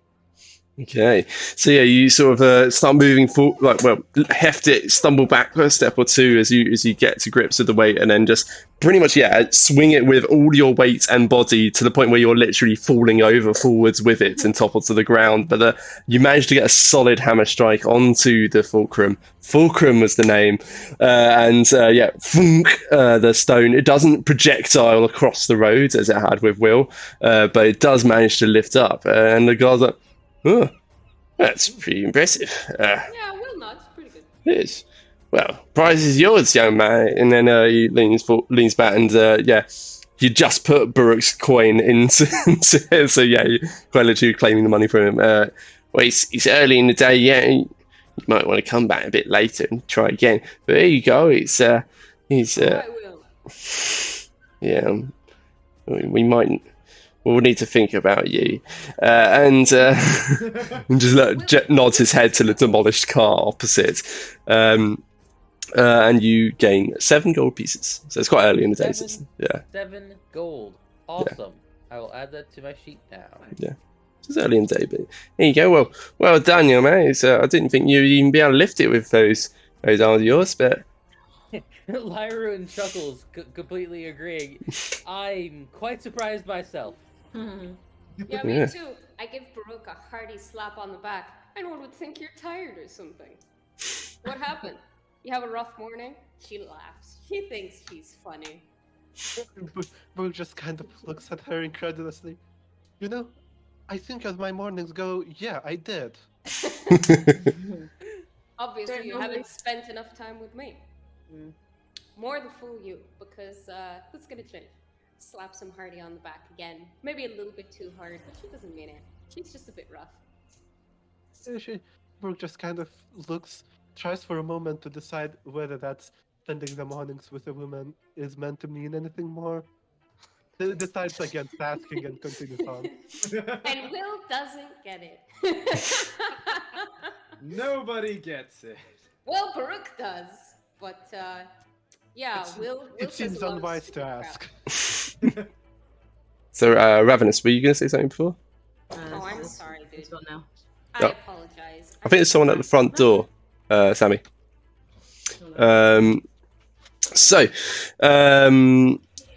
Yeah, you've won your 7 gold pieces. You can see the guardsmen. They just turned. There's a pot actually behind the stall where they take out a measure of gold from it and pour it into a sack, and so pour in 5 gold pieces into that. So it seems like they've refilled the prize money of 5 gold pieces. Quick question: is it a literal pot? Yeah, a literal clay pot. That they've got the coin contained within. So Ravenous, you'd see just to catch you up there, the guards that they take 5 gold out of a clay pot behind the stall and refill the prize money ready for the next contestant. Cool. Okay. Anything else you want to do at this stall, or are you gonna move on? No, I want to go over to the Knick-knack store? No, I want to go to the cup switchy. Ah, okay. Somebody I ran in the urchin streets with he used to do this as a game to get money from people. So Ravenous is kind of aware of the tricks. I do love a game of cups. So she wants to go and have a look and just kind of watch for a little bit before making her move. I mean, you tell us we're heading over there, right? I mean, she'll be like, "Oh, I'm gonna go over and check this." Like, she won't like make anyone else go. Yeah, she'll just sort of mention it. So you say that, and Will just kind of automatically follows. He's like, "Yeah, I was wondering about that. Not sure if a truth spell would hurt or harm. You know what I mean?" Well, yeah, it's not the most truthful of games. I'll say that much. Well, that's the whole point. If you're going to be running a game of cups, you're just trying to not get caught. Is that right? Pretty insightful of you there, Nantel. What are you not telling us?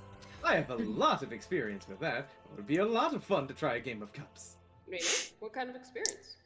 Oh, back in the day, I have memories of wonderful games and parties in the woods, playing around with various games of gambling, deception, and trickery. Oh, it was quite fun to think back on. Really? There's a raised eyebrow. Yeah. More than one. How long ago was this? Oh, I don't quite know. They're just memories after all. Huh. Interesting. Most of us remember when the memories are coming from. Ooh, well, that would be an excellent skill. Well, you got other memories like that? Oh, just a few here and there. They've been kind of popping back into place every so often. No kidding. Oh. Mm-hmm. All right. Hey, you ever feel like sharing any of the ones that pop into your noggin? You make sure you tell us. I'd love to hear more Nanto stories. Ooh! Well, if I ever do come up with anything particularly useful, I will be sure to share it. Yeah, I still owe you a tale or two, don't I? Oh, but you can cash that in whenever you feel like. No rush. We'll make a trade. But a game of chance, deception, and trickery. Ooh, that just seems so enticing. Come on, let's go! So go and like walk over and just, fold my arms and just look at the goings on knowingly, and just watch for a moment. Okay. And if Ravenous is watching for stuff, Lyran will happily be the guinea pig. Will sit down if there's a spot available. Yeah, so yeah, just as you're watching, well, when you'd first seen it, Lyroon, actually, you'd seen there's a guy dressed relatively well, and he'd been hunched over, and you'd been watching very carefully, and you pointed, and you won, and the crowd cheered. When you guys are approaching, you'd see there's a local denizen of Daggerford, just what looks like to be a commoner, a farmer, based on his clothing. And yeah, he'd watch very carefully, his head twitching with the cups being moved by this man. He's a slender-looking man. He's got, of course, a pencil moustache and dark hair that seems to have been slicked back. Yeah, his hands moving at pretty high speed, almost a blur. Give me a. Well, actually, yeah. This is as you're approaching. The commoner, the farmer had been guessing. He points to a cup that were pretty seemed to be pretty certain of it, and then the man lifts it, but sadly there's nothing there, and then there's just this from the crowds, yeah, the seat is vacated.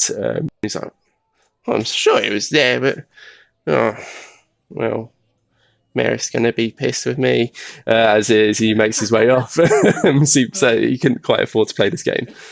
Now I gave away all our eating money, Stan. And just kind of leans against the wall to watch it all, but not too interested to try. It's just like, so a game of tricks then. So yes. I don't know about you. Oh, go on. Sorry, no, I was just going to queue up music. So sorry, carry on. Well, I don't know about you, but I'm kind of curious to see if I can catch what's going on. Your best. Okay. So I have any tricks of my own to help prevent it. Truth magic over here. So yeah, this you've got slick back black hair, as I say, a pencil moustache. It comes to like a widow's peak at the front of his forehead. He's quite pale. And his long, skinny fingers, and he just looks up as you guys are approaching. He goes, "Oh, come on then. Let's see see if you try your luck at the Duchess's diamonds. You guess correctly. You get a diamond, 1 gold piece to enter." Diamond. I would like to insight to this gentleman. Yeah, Ravenous wants to see the diamond. Nanto is excited about the diamond. Yeah. Yeah, he lifts up the middle cup, and there is indeed a diamond sitting there. Go ahead and insight. Yeah, that's a 5. Yeah. He definitely is going to give out diamonds. Okay. Where did he get that? Yeah, wonder where. You heard him from the man himself. Yeah.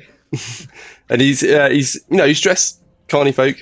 So he's got a bright, jazzy jacket that's multiple zigzagging colours across it, more like a waistcoat, ruffled, loose cotton shirt. I'll say ruffled, it's ever so slightly ruffled and quite creased, and as I say, slicked hair. So Lyroon, I think you're going to sit down and try your luck. Yep. And Lyroon pulls a gold out from kind of had barely even put away the earlier gold. We're all massive spenders. We're just throwing gold at these people. So much money. We're so rich. And he sees you pulling it out without hesitation. This girl, and he's like, "Oh well, if you want, we can go for the big prizes. It's not just a diamond that's on offer." What else you got? What else? Yeah. A lot. Both Ravenous and at the same time saying, "What else you got?" And he's like, "More diamonds." All right. And he leans back and leans under the stool and pulls out. It's a necklace that's it's still studded with gems, but it's 2 rubies either side and then a big thick diamond in the center. Sounds familiar. Yeah, seems It's far. like the reverse of my engagement ring. Yeah, basically like you're. All diamonds and a ruby in the middle. Yeah. So and he just lays down the counter. Now, if you invest 50 gold and you win, I'll give you this. Lyroon is more cautious and goes, well, how about we play a game first? Make sure there's no tricky business going on first. Is that all right? All right. Fair dues, fair dues. And puts the necklace back beneath the counter. And he's like, all right, 1 gold piece. Here we go. And he takes up the diamond, sets it down underneath the middle cup, places it down, and then just looks over the rest of you. He's like, none of you are going to do any funny business, are you? Why are you? Only if you do, sir. Yeah. Oh, I'm a honest, respectable Inside gentleman. check. go for it. Yeah, go for it. 15. He certainly seems to believe that he's an honest kind of folk. As honest as enough Connie tomorrow. Folk can be. That makes it worse. There doesn't seem to be any obvious sign of a lie from him. But he's like, yeah, I'm a respectable gentleman. Now, I know adventurers have certain powers. I don't want you lot cheating. Hey, how do you know we're adventurers? Hey, what the hell are you trying to say? And Will actually gets a little bit annoyed as she steps forward, chest plate out. Well, and he seems utterly unconcerned with this hulking paladin standing over him. He's like cranes his neck up with, well, last time I came through town a year ago, it turned out that some wizardy fellow had a familiar looking over my shoulder and cheating. Keeps an extra set of eyes, you see. Don't want any funny business like that. And he just looks over his shoulder to make sure there's. The only funny business that you gotta worry about is your own. And she taps his chest very angrily. Well, hold on. I don't appreciate the accusation, I'll have you know. Well, no, I didn't appreciate someone winning it. I was just happy to sit back and watch, but you're sitting here telling me that I'm a cheater? I'm not even playing! Who the hell are you? Well, then piss off then. Now, he turns his attention back to Lyroon. No. No. Well, calm down. It's all good.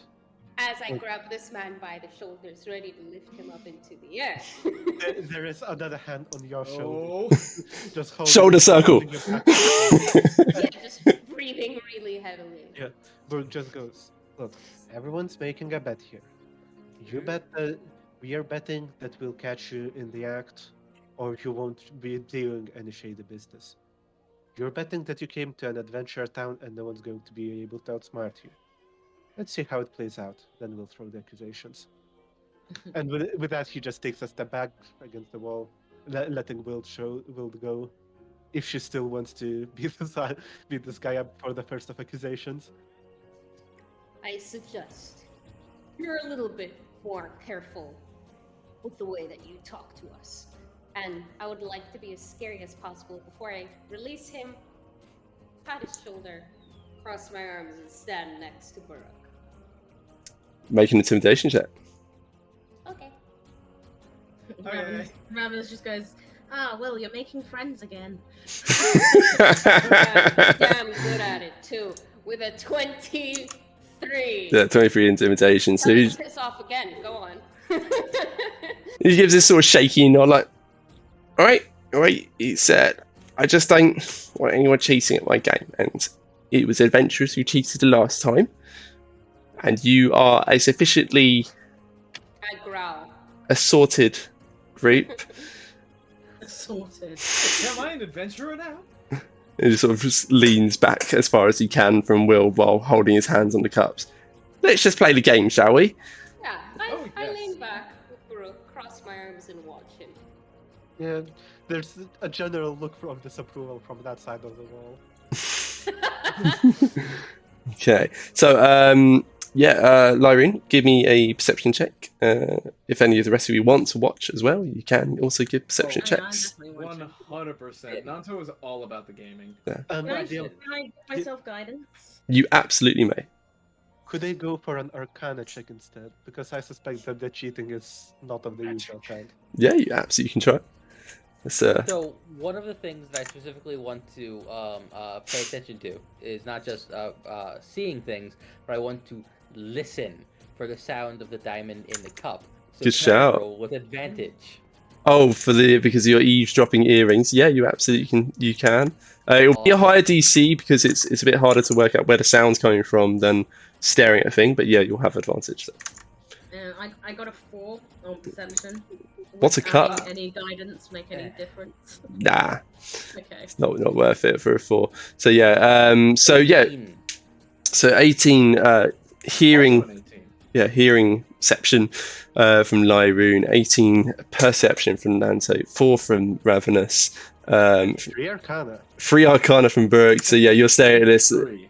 Ravenous they- accidentally closed her eyes while he was doing it. Yeah. So Burke, you're staring at it as he's moving, starts moving the cups around. And it starts like off relatively slowly, and it gets faster and faster until they're becoming a blur. There could well be a magic where he's moving too fast. It seems to be normal.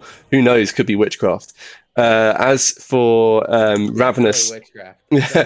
as for Ravenous, as he starts moving the cups around, out of the corner of your eye, you just catch sight of the cat that was over at those fish jars. It's just moved over and is now actually like sitting on top of one of them, starts batting at the side of it, and that's all you can pay attention to.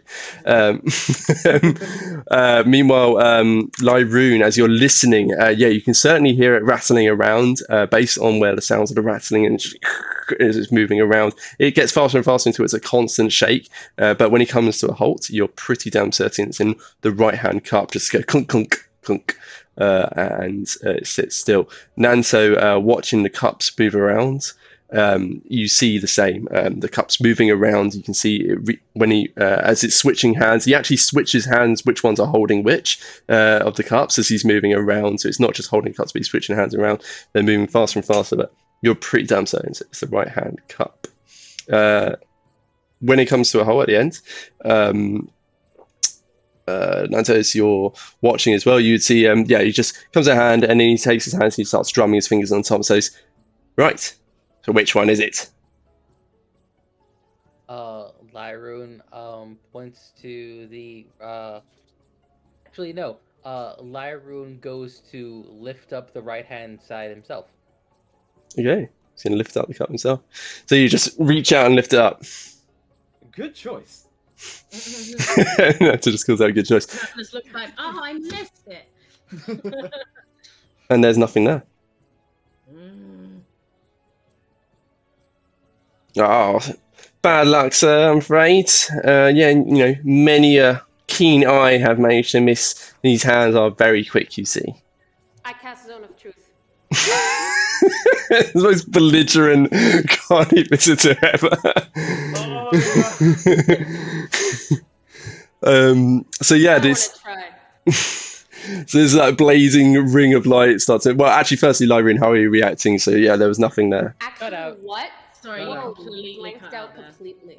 Oh. He's gone. Oh dear. I'm wondering if I should. That.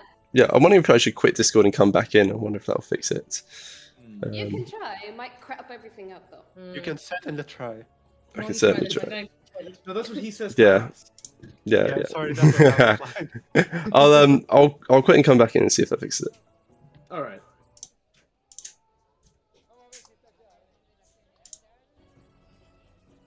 And then I need to reshare Syrinscape. Share my screen. Syrinscape. Well, Blam. Start streaming again. Oh no, hasn't. Now it's not got anyone's. Hang on. What else you got? Close. So now back in, No, it's just. I am Syrinscape. Oh no! This is what you warned me about. That would crap everything up. Oh, I've got the epic sounds. Oh man, why do we That- need epic sounds? Yeah, there we go. Have a look at the game. You're back in the right place. Except for Ravenous. Well, because she's in the loop. Is my audio any better? It seems to be. I can hear you perfectly right now. Yeah. All right. Well, let's see how it goes. So yeah, Lyroon, how are you reacting? The cup was empty. And this is after the Zone of the Truth? No. Well, I think that would be Will's reaction, but you'd have the first reaction because you've lifted up the cup, you've seen it's empty. He's kind of going, "Oh, hard luck." What do you do?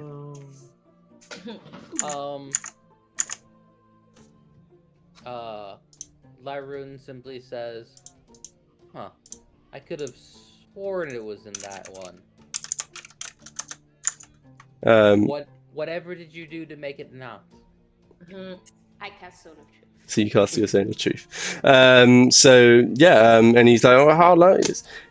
These hands are very much the fastest you'll find in the sword case. There's very few that can defeat me. I've only been beaten once today, in fact.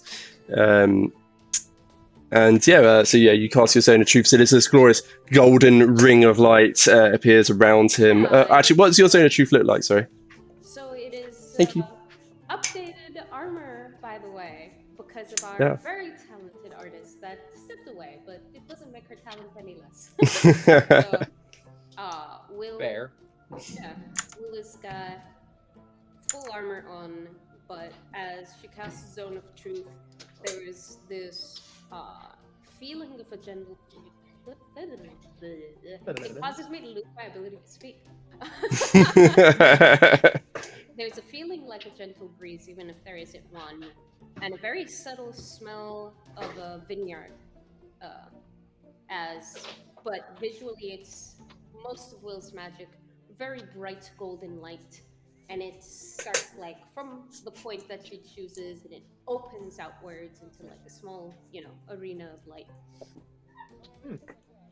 Lovely. So yeah, there's this smell of fresh vines, and this ring of light starts appearing in the ground. And he looks around and he's like, "Now, what did I say about funny business?" But I can honestly say it is very rare for someone to defeat my skills. As I said, but only one. All right. Well, try your luck, young lady. Not me. The owl was out of character. Who wants to go next?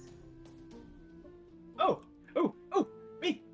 Oh. All right. So she takes Nanto by the hat again, very touchy feely, no respect for personal space, and kind of like yoinks him towards the seat, places him in there. Nanto will play. I will watch. And to show you I'm serious, 50 gold. Oh my 50 god. gold. I didn't like that. Dog. It's okay, baby. The cat's not gonna get any more fish. Okay. Ravenous, what you do? I'm gonna try and actually pay attention this time. Yeah. And not get distracted. And try and perceive. So you're zeroing in. Burke, Lyroon. So while Lyroon is still holding the cup in his hand, I just quickly ask the guy, so which one is it under? Yeah. And you just lifts the left-hand cup. And it seems to be there. It's the diamond just sitting on the table. By the way, rather than looking at the cups, I'm going to be looking at the hands and sleeves of the gentleman. Can I set He's down... probably just the most reasonable, honest tradesman. And he's gonna cast Zone of Truth anyway. Like, we're doing all this and we're watching him. He's just got fast hands. Yeah. Can I set down the cup, and can I gingerly poke the diamond? Yeah, see. And it's no illusion. You can see it jostle around. I'm telling you guys, it's just an honest carny person. Once that happens, Burke just kind of steps in and quickly asks, "May I?" Before just taking the two cups in his hands, with a diamond just still laying on the table. Does the one that Lyroon pointed at feel heavier, or in any shape or form different to the left one? Yeah, so he's starting to protest now. You're like touching the diamond, picking up his cups, and he's like, "What? Really now, is this all necessary? It's just a harmless carny game. Yeah, fill my cups. Have at it. My cups. Everyone, please. Uh, This is a specialty of mine. You must respect the sanctity of a game. If the rules are explained and the man is polite, then there's nothing more you can do. Now, come on, let's play some cups. Just let Nanto look at the thing. Here's your 50 gold. I'm challenging you. Come on, bring it on. So, and that's what it is for. Oh my gosh, Ravenous. And that's what it is for Will. It's a challenge, right? So, did he pass his DC for Zone of Truth? Let me roll it. Hang on. What's your DC? Charisma save, 14. He passes. Hey, and he got nothing to hide. What's with resisting my spell? Well, I'm sure you can appreciate that every carny has some secrets. Right, But... so just don't talk about them. Listen. You got secrets, you don't gotta mention them. But I want to know that everything you're saying is on the up and up. Oh, it very much is. Now, I don't appreciate... And he sees this hulking paladin who had just been quite terrifying a few moments earlier. Yeah, right. Fine. And then you feel in your mind him willingly fail the save. He's now unable to tell a lie. Wonderful. And she nods. This will just put my mind at ease. If you kind of relax as a teensy bit. Come on, I'm throwing a lot of money at you here. Let's see what happens. I'm sure it will. Very well. 50 gold pieces for the prize. And he takes back out the 2 diamond ruby necklace. This charming piece of jewellery. I'm sure you can appreciate. It cost me quite a bit. Let's see how you do. Now everything he's saying is true. Yeah. Cool. Yeah, let's do it. Let's do it. Perception checks, Dan? Yeah, exactly. So Ravenous already rolled hers, which was bad again. He got out the necklace, so she's now distracted by that. Just staring at the jewels. The gems are just screaming at her. They're like, take me! You guys, it's hard to see through a closed helmet. Yeah, exactly. So you start making your moves. Nanto, let's have your perception check. Guidance. And just to check with 13 investigation, have I found any funny business when it comes to those 2 cups? They seem identical, as far as you can tell. Is there a double back to them? For 13, you're looking them over, you can't see any sign of anything like that. You can see there's nice, pretty runic patterns that swirl around them, going up and up and around and around. But otherwise, just seem like cups. Pretty cups. Yep. I'll give them back with a smile. Okay. So let me just roll here. Okay. So yeah, he starts swishing around the cups once more. Getting faster and faster. Lyrune, were you listening again, or are you watching what you did? I was just watching, and I rolled a 13 or something. 11. Okay, so Will, Lyrune, you're both watching.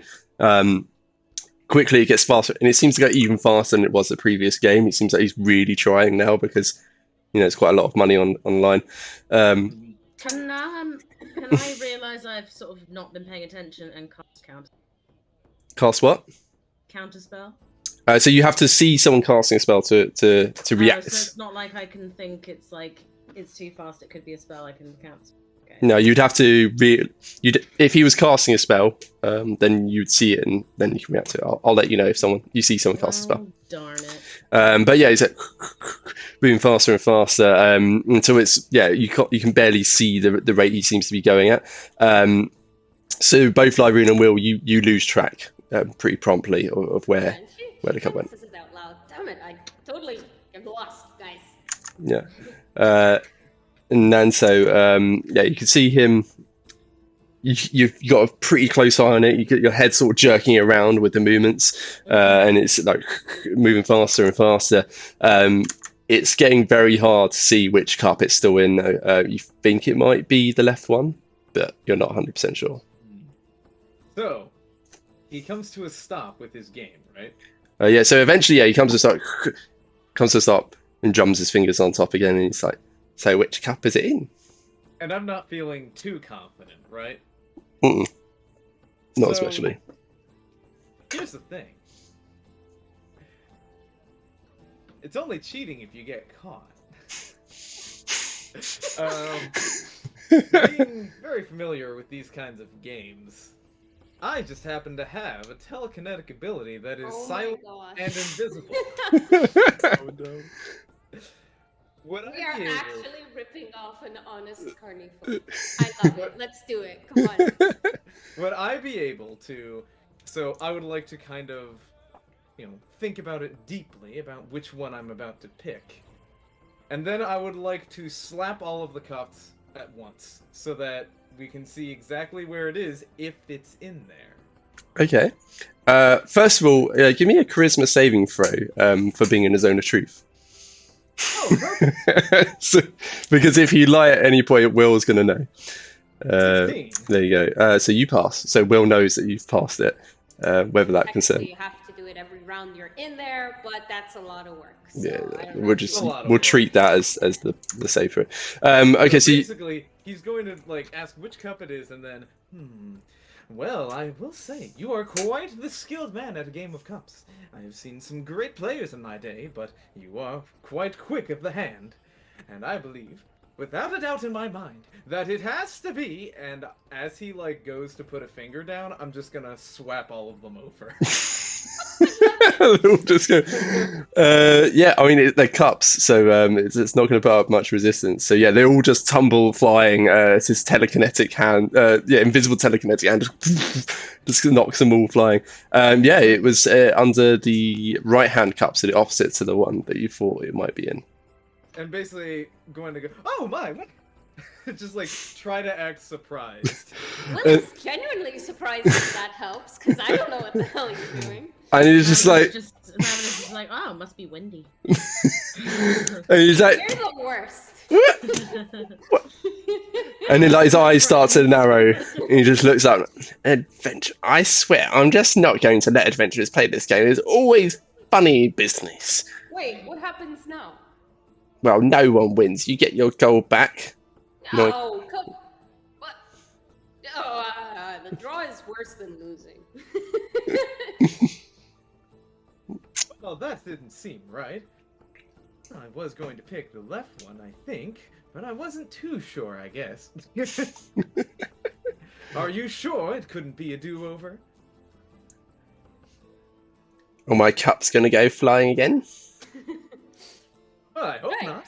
Hi, are you accusing us? That would spoil the spirit of the game. I can't. This poor man. It's poor Cardivo. And he's like, all right, but not you. Daggerford again. You, piss off. You. And then just points to another one of you, to Ravenous. You, young lady. You seem to have a sharp eye. You want to try your luck? I can Come on, try. Ravenous, you can do it. With those rolls. Just don't look at the cats again. We did learn that the diamond is not being taken away. So, at least we learned something there. Yeah, absolutely. We're the worst. Yeah. We're actually the worst. This is gambling at its finest, people.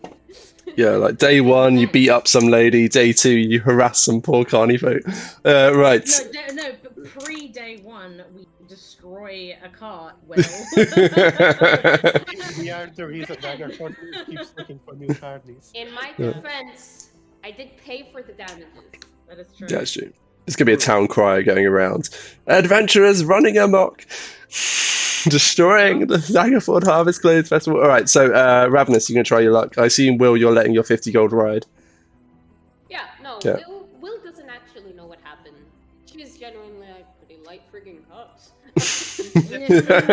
Pretty like cups. Yeah, she doesn't know what's going on. She wants to see whether this guy's on the up and up. She's willing to put her money where her mouth is, literally. And out of character, Will has a gambling problem. So let's go. Oh. Oh, here we go. Right. Let's go. Alright, so Ravenous, your eyes have been locked upon that necklace and you can see your entranced by it. Come on, let's see you try your luck then. Come on then, young lady. Alright. Can I festival guidance myself? Yeah, you absolutely can. Then do I do perception again? Yeah, and the rest of you may percept as well. See, Ravenous, give me a charisma save as well as you enter the zone of truth. Be careful about the wind this time. Here, let me stand in the way.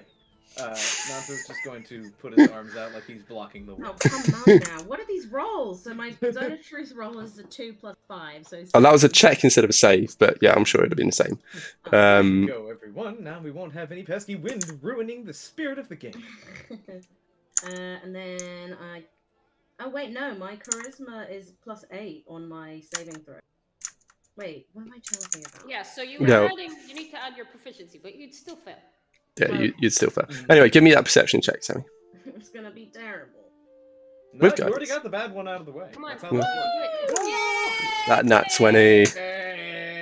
Those Plus guidance. those 3 awful rolls, and then 1 final good one. Yay! Plus whatever guidance gives me. How do I do that? 1d4. So I'll. R space D4. Oh, that's fine. I just use D&D Beyond. It's much easier. That's a 3, so 23 altogether. There you go. D&D Beyond sponsors. So yeah, you're laser focused, because you want that necklace, and you are determined to win it. Once again, he lays his hands upon the cups, and he can see just quite how affixed you are upon this, and he just like lowers his hand to his side and like drums his hands upon his thigh. And through the fabric of his trousers, it's just cotton shift. You can see there's a slight glow. You get the impression there's a spell being cast. No! I will cast Counterspell.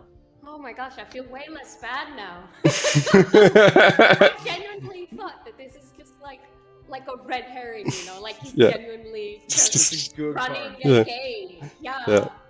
Okay. Casting Counterspell. Okay, so there's this like glow starts emitting as he drums his hand upon his thigh. There's a glow starts emitting, and then it's abruptly just winks out, and then there's this like frown starts to crease his forehead, and he just like glances down, and then looks up, and then down, and then all right, and then just sets his hands upon the cups. So yeah, you don't know what spell was being cast. I don't think. Okay. You just have counted something that was being cast. It's third level or lower. It just was. Yeah, so it's third level or level. You just instantly stopped it from happening. Lays his hands upon the cups, and he's like. I will ask after it's happened, after he's done the thing. I will spell he tried to cast, because he has to tell us the truth. Oh yeah, well, I mean, he doesn't have to do too shit, but yeah, he doesn't have to, if he speaks, he has to say the truth. But yes, so he lays his hands upon the cups. Ravenous probably doesn't know the ins and outs of the spell. Like No, the zone of you just truth spell, right?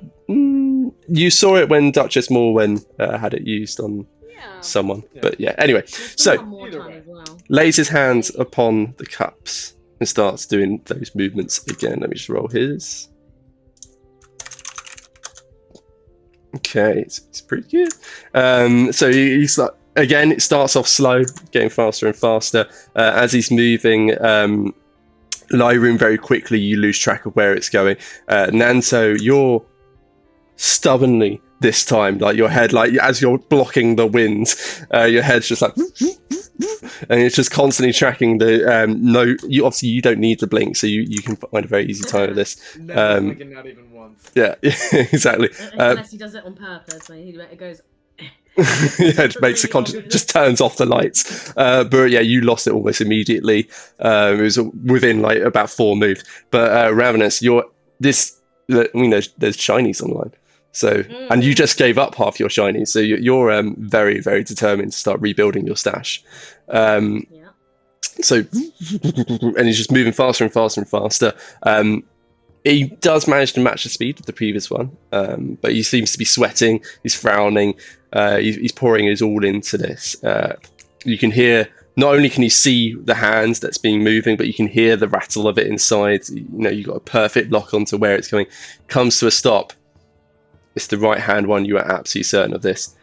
And he's like panting slightly. Drums his fingers on the top.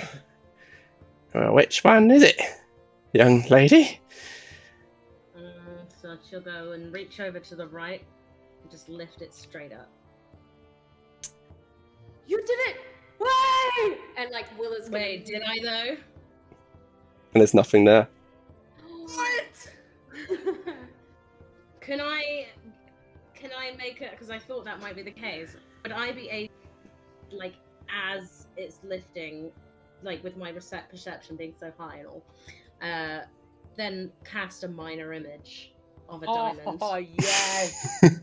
Having noticed as I lifted, because I lift it towards myself first, see that it's not there, and minor image. Give me a sleight of hand check. Well, that This is is to determine how subtly that you do this. In case I just went. Barney. Oh, this will be where I get like a 1 or something. That is 18. Okay, it's pretty good. And he counterspells. Can you imagine? This is actually like a 7th spell slot possessing wizard we're dealing This with. archmage just sitting here. This is Archfey, is what it is. Yeah, so you lift the cup, and there, as far as the rest of you can see, it's honestly. So Will's reaction is correct. There is a diamond sitting there, as far as you can all tell. And then he looks down and he's like, "Well, hang on a second." And he starts lifting the left-hand cup, and there's a diamond there. Wait. When I said about funny business, and then he just like slaps his hand on the illusion and just passes straight through. I see. You're just here to swindle me, are you? Well, what was that spell going on in that pocket of yours when I started the game? Spell. Sounds like you've been swindling yourself. What spell? What spell? I saw a red glow as in his clothing just before we started the game. Oh, that's Nanto is gasping even though he has that's a harmless little bit of magic to help me move a little bit faster. You see, it's So you were cheating. no, it's perfectly. I never said I wouldn't be moving with unnatural speed. In fact, I made it quite clear I'm one of the fastest. I didn't say how. Will is gonna It's put not cheating Ravenous- unless you get caught. Will is gonna put Ravenous back down. No, I guess you won fair and square there. I'm not convinced. Can I threaten him? Can I threaten him? I'm like, nah, I'm not. This is that you're lying, okay? I know you're lying. I know it was in the right hand, and I'm gonna threaten him and be like, you better not be lying to me. Shinies are on the line. Yeah, do an intimidation check. I would, but I can't seem to get to the intimidation. Hold on. Let me go The back to hobgoblin is just standing there, listening to the accusations, giving a quick glance to the shiny golden ring around the whole stall, and thinking, 27. Jesus. wow. That's why you bring a face. What is Brooke thinking? Like, now Ravenous is accusing the vendor of lying in middle of zone of truth. She doesn't know any better. And She's just off her rocker a little. so how are you doing the intimidation? Damn, girl, you're real scary. Damn, girl, you're scared. I'm gonna use minor illusion to change my eyes to deep black. You can use Formatechy, I think, actually, yeah. I can use what? Oh, Formatechy to do that, yeah. Oh, can I do that, but with like a little like fire blazing in the middle? Yeah, yeah. And it's just like, you better not be lying to me. I need those shiny objects. Yes, there's this sort of feral snarl to her, and it's like very clear that that is everything to Ravenous. There's fire blazing in her eyes, teeth bared, and you can see the magic coalescing there, and also knows that you just counterspelled his haste. Look, just you can see it wasn't there, and it's a carnival game. I wouldn't make any money if everyone kept winning. Are you saying you're not playing fair? Well, no one plays fairly. And he just like sort of stutters a bit and just like clearly like. Throws her gauntlets into the air. Like, this has been an emotional roller coaster. She was angry at him, and she was sure he was cheating, and she was sure he's not cheating. Now he's saying he is cheating. She's starting to lose track, man. If you aren't prepared to lose, you should not be opening a game of cups. Cups. Look, I'm gonna be honest. This has been kind of a trying game for me, and I'm not 100% sure what's going on anymore. Does that mean that I won, or did we lose, or what's happening? And she's angry because she's confused. And Ravenous is angry because she's not necessarily getting something shiny. Lanto's angry because he's messing with the sanctity of the game. was just overreacting a little. Like, what? Lanto's more just angry because everyone else around him is getting angry. That's this part. Yeah. Lyroon is super confused. It's like, just give him your gold. Come on. I already gave him my gold. I gave him my gold up front. I don't know what's happening now. Okay. Look at him. What happens Yeah. now? So he's you can see like he's looking very nervous and so he's like, look, just it's a game, and I use everything that's at my abilities to make sure it's not obvious which cup the diamond ends up in. Look, and he just lifts up the left cup. Look, you see, it's there. That's a lot of 7-Up bottles. Like Ravenous, you are like with your nat 20 perception, you are absolutely certain that is not the cup that it ended up in. You know for a fact. But you lift it up, and there is a diamond there, and there is no diamond where the one you guessed in.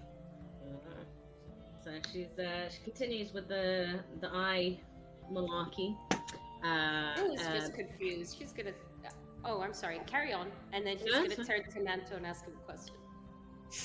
She's gonna go again and basically do another intimidation to say, I know I am 100%, no, 1,000% sure that it was where I picked. Like, she is certain. You are not gonna take this shiny object away from me. You will give me the object that I desire, or you will face the consequences. Will just turns to Nanto, who is next to her, and goes, so does this mean that we lost, or? Oh yes, it means that we very much lost those games. Alright, okay. And he's like gradually leaning further and further back away from Ravenous as she's making these threats. I think you can just let the same intimidation roll over. Okay. So. Well, you can see. Look, just take it. Just take it. I don't want any trouble. And just like start sliding over the necklace. Wait. Did you yeah. cheat? What was that? Did you cheat? I just don't want any trouble. Well, I'm not here to rob you, guy. I'm a good guy. Yeah, he's yeah. Winks out all of her anger and just grabs it and goes, yay! And just puts it on. No, seriously though, did you cheat? And he just says it again. I don't want any trouble. You're not answering my question. It's the Carney code.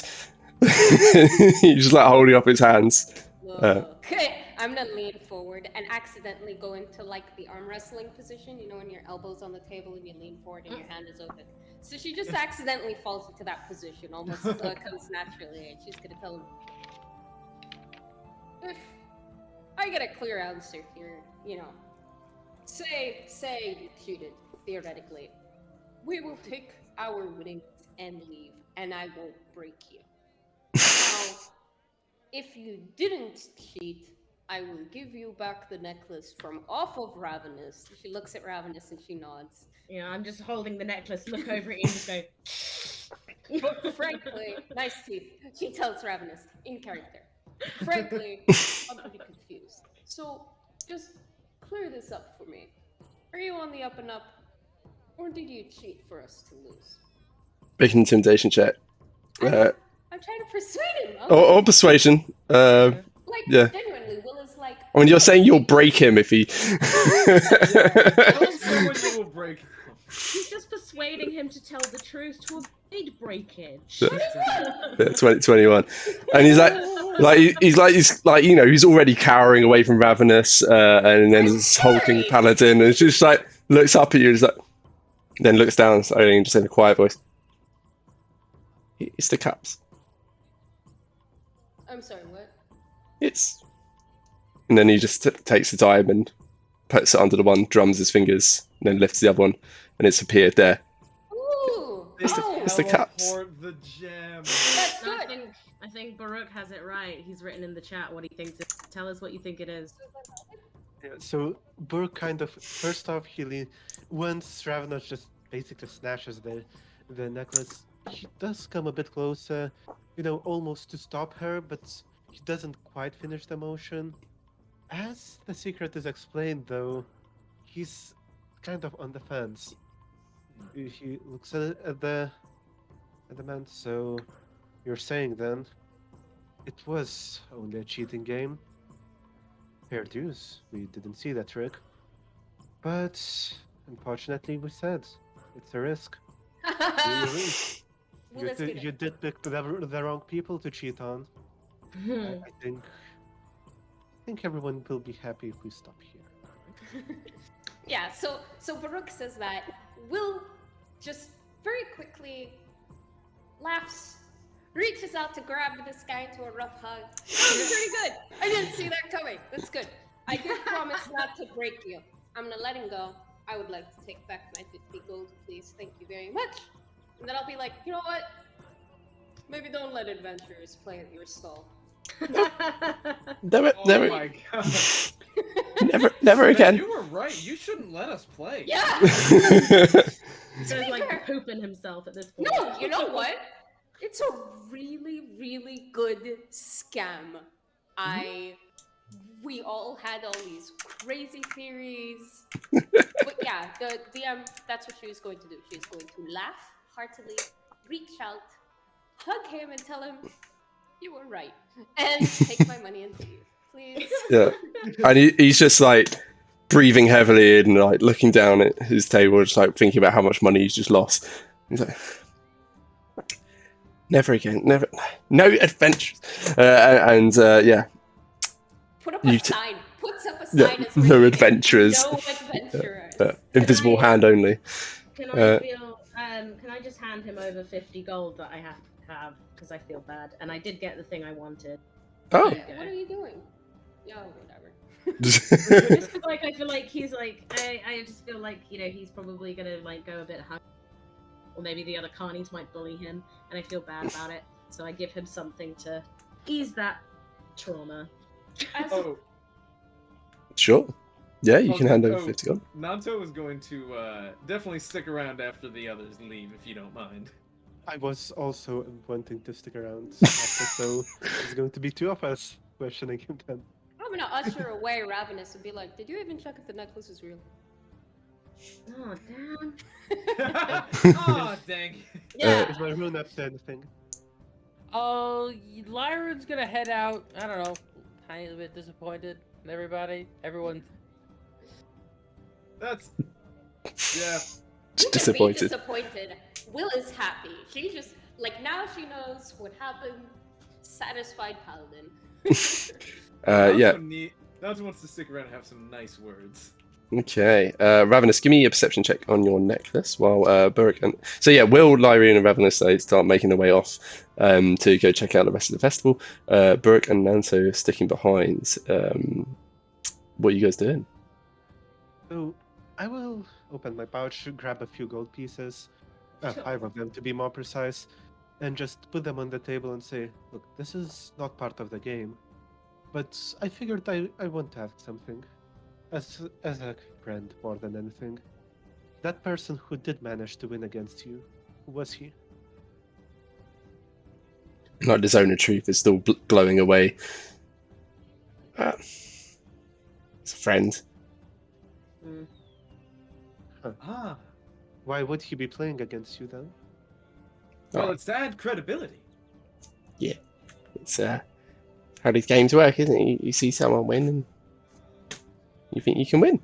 If everyone loses, no one's going to bother. Exactly. A smart trick, that. Well, I did ask. I did say it's not something I should know. It's only fair. And he just pushes those 5 coins over to the man. He gladly takes them. He seems to be desperate to recoup his losses from this instance. Okay, so he's got his 50 from Ravenous, his 5 from Burrock. Ravenous, what did you get on your perception check? I got a 6 with guidance +2, so 8. Yeah, they're pretty and shiny. Right, Nanto. No, Ravenous would just know. She's like, you need to gain proficiency in jeweler's tools or something. Apparently, yeah. Or you need to buy like a magnifying glass so you can like look at them more closely. That's something you can buy. It gives for you 1,000 gold. Yeah. Yeah, I don't accumulate that very well. Yeah. So Nanto is going to just, well, I wanted to have a quick chat with you. Because I fully respect that trick that you pulled. It fooled me, after all.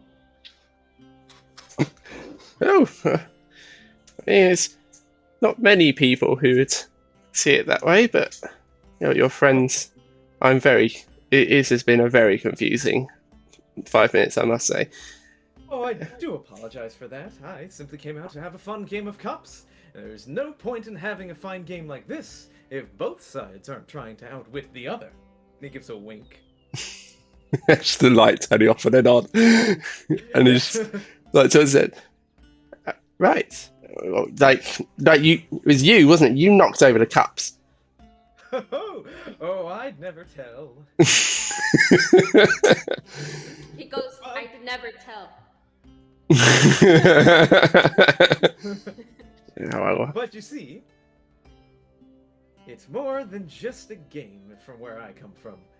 It's an entire battle, fought out with your mind and your wits. And I fully respect the hustle that you are putting on here today, yes I do. Oh, I will say the entry fee was a bit large for my taste, but I am going to admit when I have lost. And I was wrong.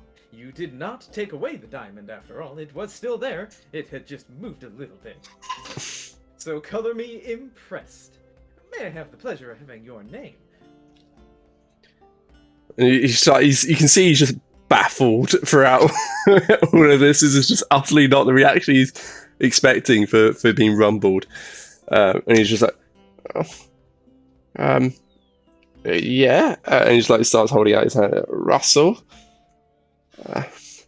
Hello, Russell. He's going to shake it and I'm Nanto. It would be a pleasure to play with you again.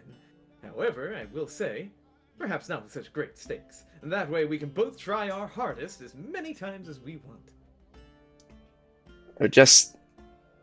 You're a very strange man, aren't you?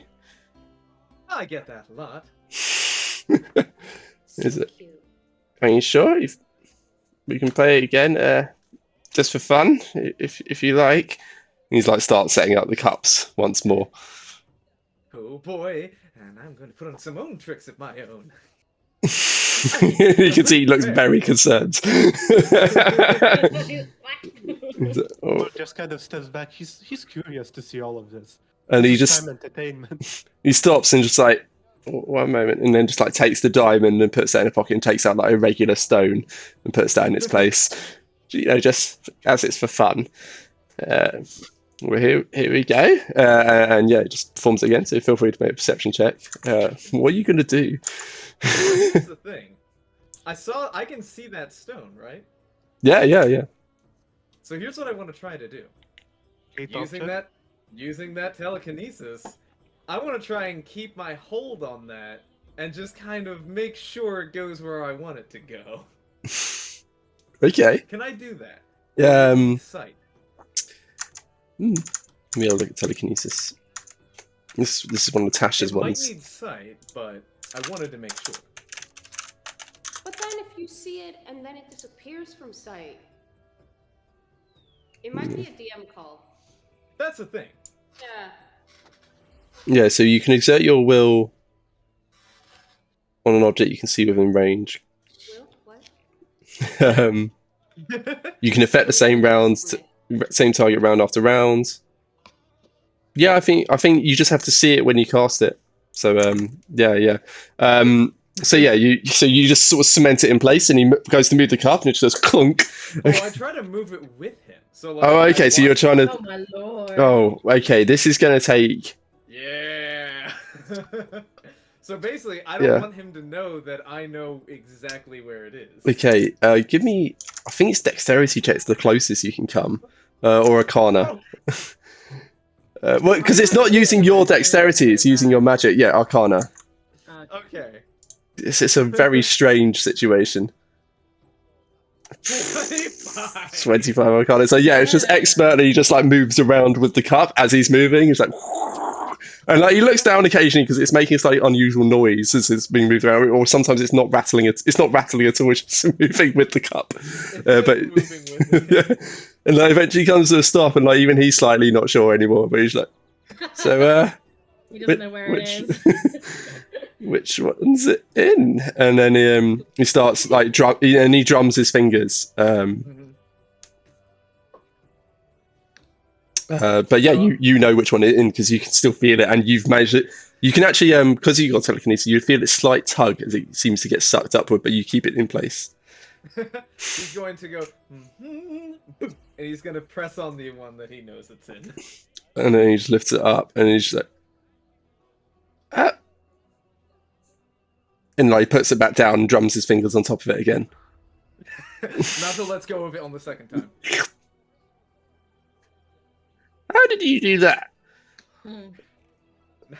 Nato is going to lean in and just kind of with a very like happy eyes on his warforged just kind of like taps his face and just, that is a secret. Because he doesn't have a nose. Yes. Ding, ding, ding. And he's just like, you should be running one of these games. You can make a fortune. He just lights up. You really think so? Oh my goodness.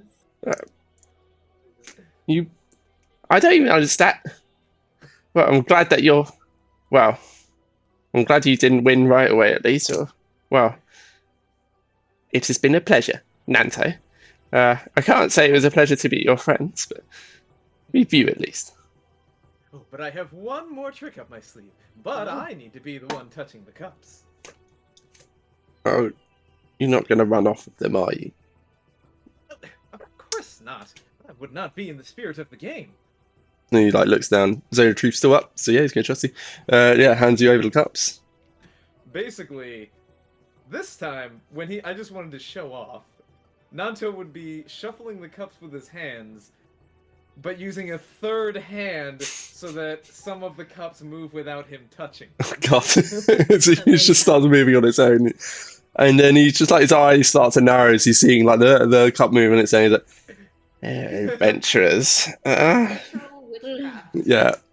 There will be sleight of hand check to move him around. But you're just showing off the ability rather than... He's really just showing off, but it's still pretty good. And it's still better than him. So yeah, he's like watching. Eventually, he's like starts scratching his head, like he's just mystified. This cup moving on its own, and he just gives up. And just like, you really should give this game a try. You should set up your own stuff. Not. You should set up in a different festival from mine. There you go. No, apprentice him. Well, I'll tell you what. There are many different tricks you can try, and some that I have still in my memories. If you would ever like some additional help, well, I'd be happy to provide some lessons. That sounds well worthwhile, and quite fun. Yes, I'd quite like that. It is quite fun, isn't it? Yay. Go on then. Oh, well, I will have to come back afterwards, for I think our friends have departed. And he just turns around, and they're gone. He's just Burke like 2 feet from you. Yeah. Brooke, we should catch up with the others. But Russell, it was a pleasure meeting you, and I'll be sure to come back and teach you a couple of things that will surely make you a trickier and even more deceptive one at this game. And he's just like is just stroking his chin, like still staring at the cups, like thinking about how on earth he's doing this. It's like, oh yeah. Well, clearly I've got a few things to learn. But number one, not to play with adventurers, eh? It's like there's like worry lines at the corner of his eyes. Like he's clearly added some stress to his day. If you're looking to make money, I would highly advise against it. But if you're looking to have some foolish and trickery, well, I think adventurers are a great bunch to play with. Right. Maybe lower stakes with. Maybe I should only. Yes. Okay. I can use them to build confidence with lower stakes. Yes. And he starts building ideas, and as you get up to rejoin the others. Yes, and you don't even have to mention the 50 gold bet. You can just stick to the one piece, lose a couple of bucks there and there, and then pull in some rich noble, taking everything that they have with a wonderful display of magic and deception. Yes. I like that plan. I'll do that next time. Yes. Nobody wants a sign saying no adventurers. They'll think there's something up. Exactly. At that point, you're just shoving them away from your wonderful game. Well, thank you, Nanto. Remind me to never play cups with you. It just kind of looks like not even sarcastic, like shocked, like, oh, well, why ever not? It would be such a fun game to play together. I'll Oh, play you cups have with this? you, Nanto. Oh, you're still thinking? Oh, No, sorry. I'm not. No. Yeah, no. I'll play cups with you. Well then, Russell, I think we've learned a lot here from both each other. Those are interesting cups there. I might have to get some of my own. But have a great rest of your festival, and it was a pleasure to meet you. Lovely. So with that, he sort of hesitantly waves you up. He still looks very confused, but overall pleased with the end outcome of the experience. And you go to join back up with the others. Yeah, and Will, for her part, I didn't want to interrupt, but after getting a little ways ahead, she's like, Wheeler's still hanging back there, and she'll stop and wait for the other two. You guys can go ahead if you like. I'll wait for them to catch up. Why, are you afraid that I'll beat you in the archery contest? Archery? Do I look made for archery to you? And I don't... Hey. Oh, Not, that you beat me, but seriously, look at me. And I did just fine at the strength contest. That was pure luck. lucky shot. I don't know about that, he says, completely lying. It was 100% luck. I don't know. Okay, Ravenous, you doing anything, or are you just watching them banter? How do you fancy your chances at archery? I'd definitely give it a go, yeah. So I think you're sort of meandering that direction, but you're just holding back for Bert and Nancy to catch up. Soon enough, they're able to catch up with you. I'll just get a little while you reconvene together, and then we'll have just about enough time, I think, for a little bit of archery. Perfect. Is Brooke going to... Do you have anything to say to Nanto before you guys catch up? Not that much. I was mostly just hanging back to figure out who exactly would have won against that guy first. Because, I was just expecting that there was someone else we should watch out for who knows this kind of things. There they are. Yeah, Nanto just comes, almost skipping, well, it's a wonderful game. He really does have a lot to learn, but it was exhilarating to play against someone so skilled that... Oh, hello, Will! Hey. Hey, you doing alright? Thinks he can beat me at archery. Oh, he very much could. What? What do you mean? Have you seen his nimble stylings, the flipping, the jumping? I imagine he'd be quite skilled at something as dexterous as a bow. Yeah. Alright, Alright, okay, yeah. Pointy elf, I get it. You're probably pretty good with the bow. But tell you what, if I can use a javelin, there ain't gonna be much of an archery range left behind for you to fire at. You know what I mean? Well, let's see Fair, what they which say. is probably why we should ask if they mind if they use a javelin. Ask for forgiveness, not permission. No, the opposite.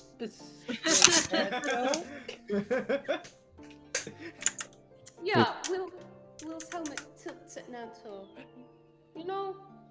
There's a lot about you that I don't know. Oh, there's a lot about me that I don't know. Really? Well, yes. Does anybody truly know themselves? I mean, yeah. Yes. Yeah, mostly. Oh, well, that must just be me then. That's too bad. So as you're walking, you're making your way over to the archery range. But it's basically one of the alleyways, kind of like the hole in the wall bar that you visited the other day. But this one's been converted to an archery range. So there's a series of targets that have been set at certain distances.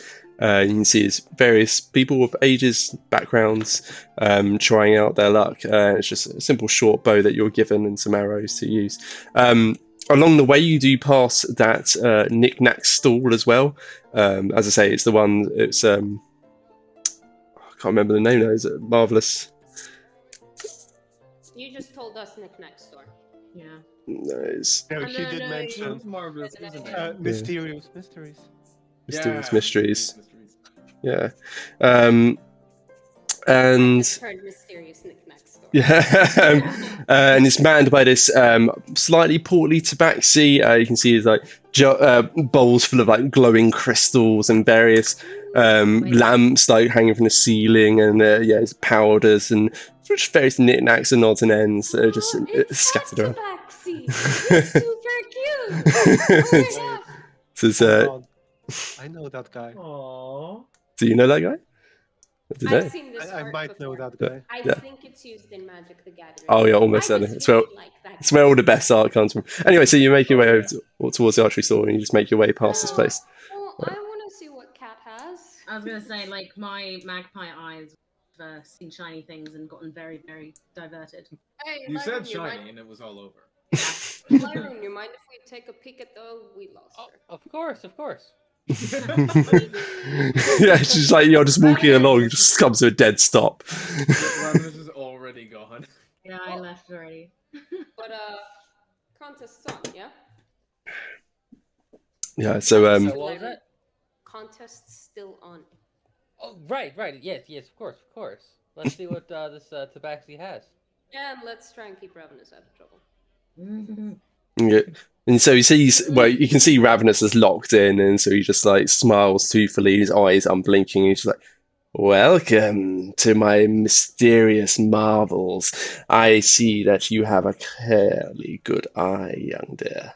Yeah, I want to throw an arm around Ravenous, lean down a little bit close, and be like, "Hey, you see something catch your eye there, sticky fingers?" Sticky fingers. Oh, there's so many shiny objects. Can I show the guy like the necklace that I just got? Like look what I just got recently. Like it's just as shiny as everything you've got. What else do you have? And then see if he happens to mention it's not a real necklace. Come on, hold on. What's your name there, guy? Straighten up. Wow, my name is Mysterio. This is my marvels, of course. And as for your necklace, and he's Mysterio, who has yeah. marvels, where's the fishbowl helmet and stuff? Right about this. Yeah, exactly. Where is it? Yeah, and so he takes out essentially a jeweler's spyglass and just takes a little bit closer the necklace hanging at Ravenous's chest, and he's like, "Yes, those are wonderful jewels. It's a very fine piece. I would be willing to trade for it, actually." Trade? What would you be trading? Yeah, what you Why, got? my marvels, like this skull. You look into its eyes for a minute, and you can hear people's thoughts. Divine sense.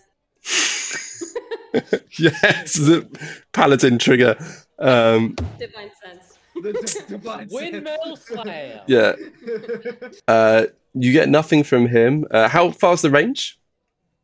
30 feet, if I'm not mistaken, and it's blocked by solid feet of stone. I'll Okay. double check. You get one random commoner walking past who is apparently evil. So you find a random evil commoner. I can't actually tell that raw. No? No, divine No, sense no, is it's just whether they're demons or undead or Yeah, whatever. it's like demons and a elements. misnomer. I think it used to be able to tell you about Or evil and celestial. good. But now it's just letting you know if there's celestial, fae, fiend, undead. Okay. Well, so you don't find it evil, random commoner. But no, there's no celestial fiends or undead. The skull does not seem to be undead. I also know if something has been consecrated or desecrated. So that's actually what I was checking. If this is like a cursed skull or something. No, this is a blessed skull. Blessed skull. Oh, that's lay on hands. I don't know why I'm sending you that. So yeah, you don't seem to get anything like that. I don't know. It feels like a normal skull to me. Ooh, try it on me. Okay. Oh, you know what? I'm getting something. Oh, Nanto, I'm getting something. And she'll chuckle inside of her helmet. Yeah, I'm sensing great power within you. You will achieve great things. You just gotta work hard at it. Oh my goodness, it works. Like every Come on, fortune Cal, teller. what else you got? So yeah, he's got a skull and he's like stroking it, and you can see there's like what looks like runes like etched into all of it, but yeah, you don't pick up any kind of evil from it or anything like that. So let me just cue up music. Not gonna lie, Detect Thoughts is one of my favorite spells. I really miss it from the days I played Zoctavir. Yeah, I mean, I will say, if you actually used it, I have a ring of mind shielding, so you can't detect my thoughts. What we really need is detect magic, but Yeah. Yeah, I'll pick it unfortunately, up you on the don't next level up. He'll pick it up, don't worry. So next he delves his hand to pick up this like cloth bag, and he gives it a little shake inside of it. Dust. It's magic. You throw it up in the air, and everything around you disappears in the blink of an eye. sounds useful. This dust, and he gives it a well, he doesn't have to actually. Very carefully, gingerly picks up. And this dust, it's rather good for pranks, albeit a bit dangerous. You sprinkle it on someone, and they can't stop sneezing and coughing. Although I did see. I look at Nanto in concern. Eyes widened. I Pranks, you say? did see it can go wrong. A bit of care with that one. Now for Oh, this. sure, I'm always careful. Yes, now how much? Shut up and take my money. Pretty much. One dose. You know this? It's very powerful. 100 gold pieces is what I would require.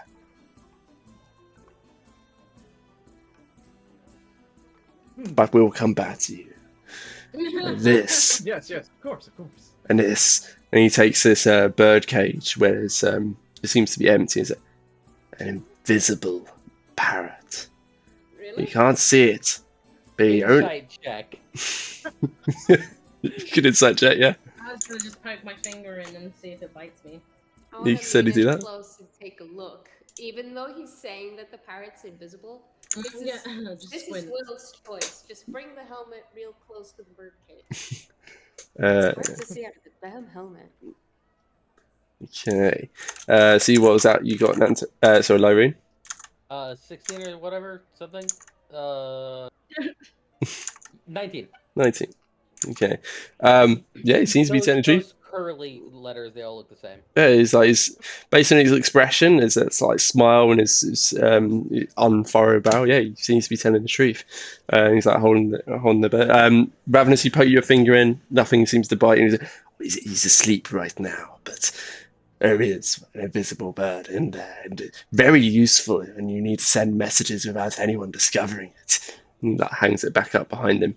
And this, and he just keeps going on through various slightly dubious sounding mystery items that he seems very confident are entirely legitimate.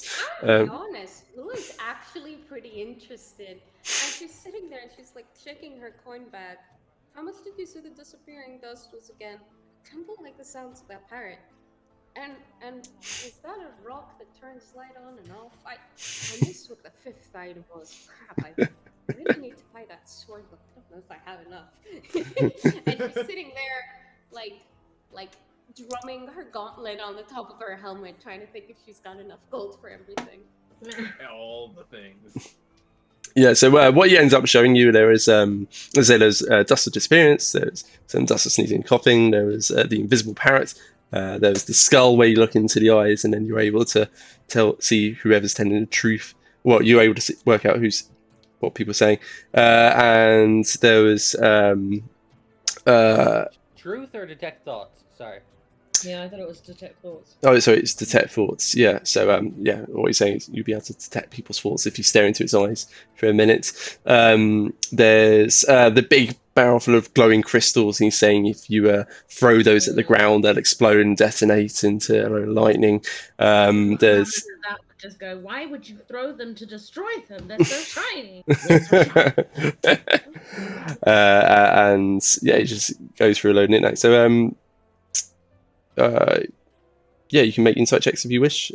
We've had Lyroon. It depends if all the rest of you were to take him at face value. I would. Oh, go on. Sorry, real quick question. Did you say that you'd have to look at the skull for a moment or a minute? A minute. You have to stare into the eyes for a minute. Okay. No, I take him at face value. A little bit interested in these. Will seems to have some small understanding. She's never encountered these specific things before, but she's like, dust that makes people sneeze. Yeah, I've heard of weirder things. You know? Normally, they just call it pepper. I wasn't gonna say it. What were you gonna say then, Nanto? Oh, I was going to add in, I would like to cast Speak with Animals. Oh, for the parrot. Oh, for the parrot. Talk to that parrot. Go for it. What do you say? So, he's going to cast up. So, just to make it official.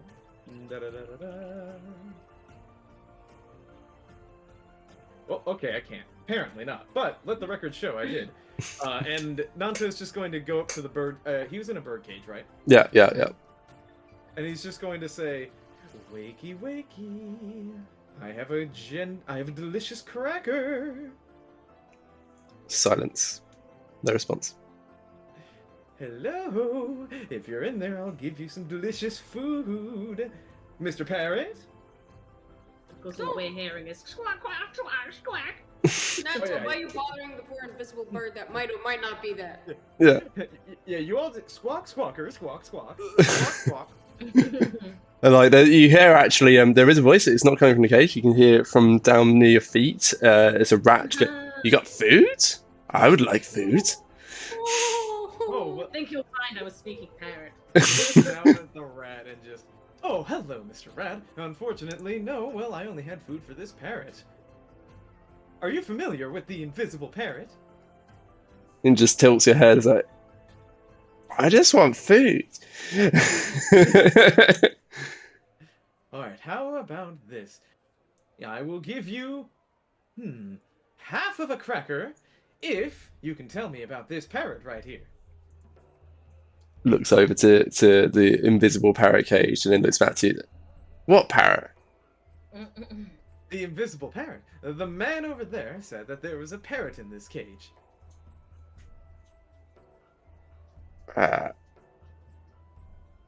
Yes, there's definitely a parrot in there. Can I have my cracker? Can you insight rat?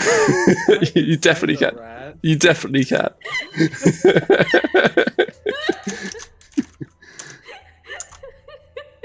The rat did not roll well. I didn't either. Nat 1 for a total of 5. Oh my god. Yeah, he's very certain that there's a rat in there, and therefore that. Sorry, that there's a parrot in the cage. Yeah. Surprise twist! It's not an invisible parrot; it's an invisible rat. This guy's ripping us off. He's got, oh, okay. Well, fair is fair. He's going to give, like, a little bit of, like, I imagine it's something from his rations. Yeah.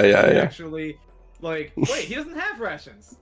No, but it's some leftover pancake that he swiped. Some leftover pancake. Yeah. Do you not still have the popcorn that I gave you for the pigeons or the crows? Oh, I think I thought I gave that to another animal. Some crows or something. Yeah, I gave it to the crows. Yeah. There you go. So he like rips it out of your hand. Pancakes. Rips it out of your hand and scampers away as soon as he's got it. And you just hear as he's running off, he's like, oh, what a happy little rat. He's going to take the other half of the pancake and toss it into the cage, like right into the middle, and this is for you. And it just plops into the center and doesn't move and is untouched. And then like the guy's like, oh, whoa. The parrot only eats premium seeds. You can't just feed him anything. And like starts like fishing around to try and take the pancake back out. So it's a cat fishing around in a bird cage. Yeah. Does there seem to be any other movement in the cage? Give me a perception check. I was gonna say, throwing the pancake into the very center of the cage didn't hit any invisible parrots, did it? Give me a perception check. 23. Absolutely now nothing. Roll a 20. Yeah. Not when Flops in. the world is on the line, where it's an invisible bird with a pancake. Can I scoop up a load of dirt from the ground and just sprinkle it over the top of the cage to see if it lands? Gonna say, stop! Stop bothering the parrot! I want to see Stop. the parrot! So I'm just like sprinkling dust over the cage to make sure I find the parrot. Give me a stealth check rather, to see if you're able to get into position to do this. Oh, do I have to be? I'm not trying to be stealthy. Oh, okay. In which case, like Just me, like, poof, and Yeah. antiquing the bird. Will, in character, will say, we are the worst fairgoers in the history of Daggerford, I'm sure. and was pleasantly happy regardless, and is like, I met an invisible parrot today. yeah, and like sorry, Mysterio is just like, whoa, no, not dirt, and then it's too late. She's throwing it. And it's Like Stuffing there. Aha! Wait, there's no parrot in here. So we're gonna get a discount on that other stuff, right? Yes, that was very rude. I have it on good authority. There is an invisible parrot in there. A rat told me so.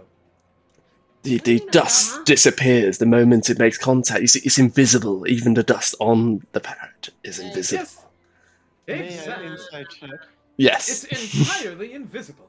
I'm not gonna insight check. I'm just gonna tell Mysterio. Come on. That's a 16 inside. I will point at that nice even layer at the bottom of the cage thing. Yeah. So, I mean, it does when it hits the parrot. He got a nat 2 there. So, no, it's, and you can see his eyes widen slightly, his ears like it's going down back a bit. Like it's. What about that discount? Can Danto butt in to defend the shop owner? Yeah. Look, Mr. Mysterio, it seems like you've misplaced your parrot. No, Baruch, don't you see? This parrot is immune to the dust, immune to the dirt. It passes through him. That's how he stays invisible. Just as the light passes through, so does the dirt. You don't trust rats, do you, Baruch? Guys, are we gonna buy something? Not a lot, but No. if we are buying something, you wouldn't mind a slight discount, would you? And yeah, so he sort of like raises a hand, like scratches at the back of his head. It must have flown away, or no, the dust just vaporizes on him. Oh. I point at the bottom of the nest, not the nest, the cage again, where the dust is actually covering the whole bottom. Mr. Parrot, Sure. I'm simply sorry for the way they've treated you. I'll give you half price on one of the dusts. How's Sounds that? good. Sounds good. And Nanto, don't blame Yes. us. You're the one that tried to feed a bird pancakes. Don't you know that you can't feed a bird pancakes? Got sugar on it. What? You can't? Yeah, no, there's stuff that you can feed some animals and stuff that you can't feed others. Like I know really? plenty of crows that have stolen even the greatest of funnel cakes.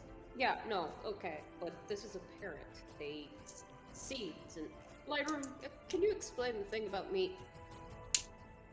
This is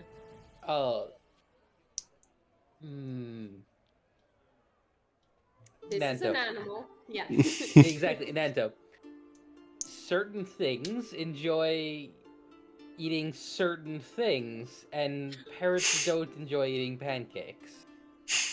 What a horrible existence! And our Lyroom doesn't like eating meat. Is that right? Correct. Thank you. There you go. Why Well, not? What about Mysterio cheese? just gives you the dirtiest look at that. Is milk okay? What about cheese? Milk is okay, and so is cheese. Alright, good to know. Oh, that is quite strange. I haven't met. Can't say I've ever met another, well, person that doesn't eat everything.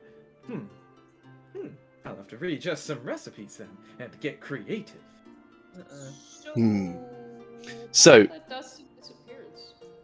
Yeah, so I think that's where we'll call it here. Because what I'll do is I'll give you the full list of all the stuff he's got as well, so you can make a fully informed decision.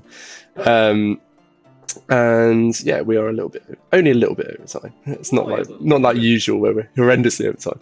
Like an hour over usually. I'm okay with it. Oh yeah.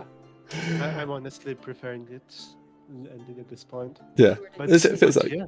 it feels like a good spot. So yeah, we'll come back to this, and then obviously you've got the Monster Festival to go back to as well. Yes. There's a few bits to do there. So yeah, You guys don't know about that. Just Yeah. me and Ned too. yeah. Yeah. Rogue is gonna go skulking off. I know. Your roguelike. Rogue log, yeah. Yeah. So yeah, thank you very much, everyone. Hope you enjoyed that. And yeah, we'll pick back up in a week. If you've been watching and you don't follow us because we're very nearly monetized. That'd be great. All right, take it easy, everyone. Bye. Bye.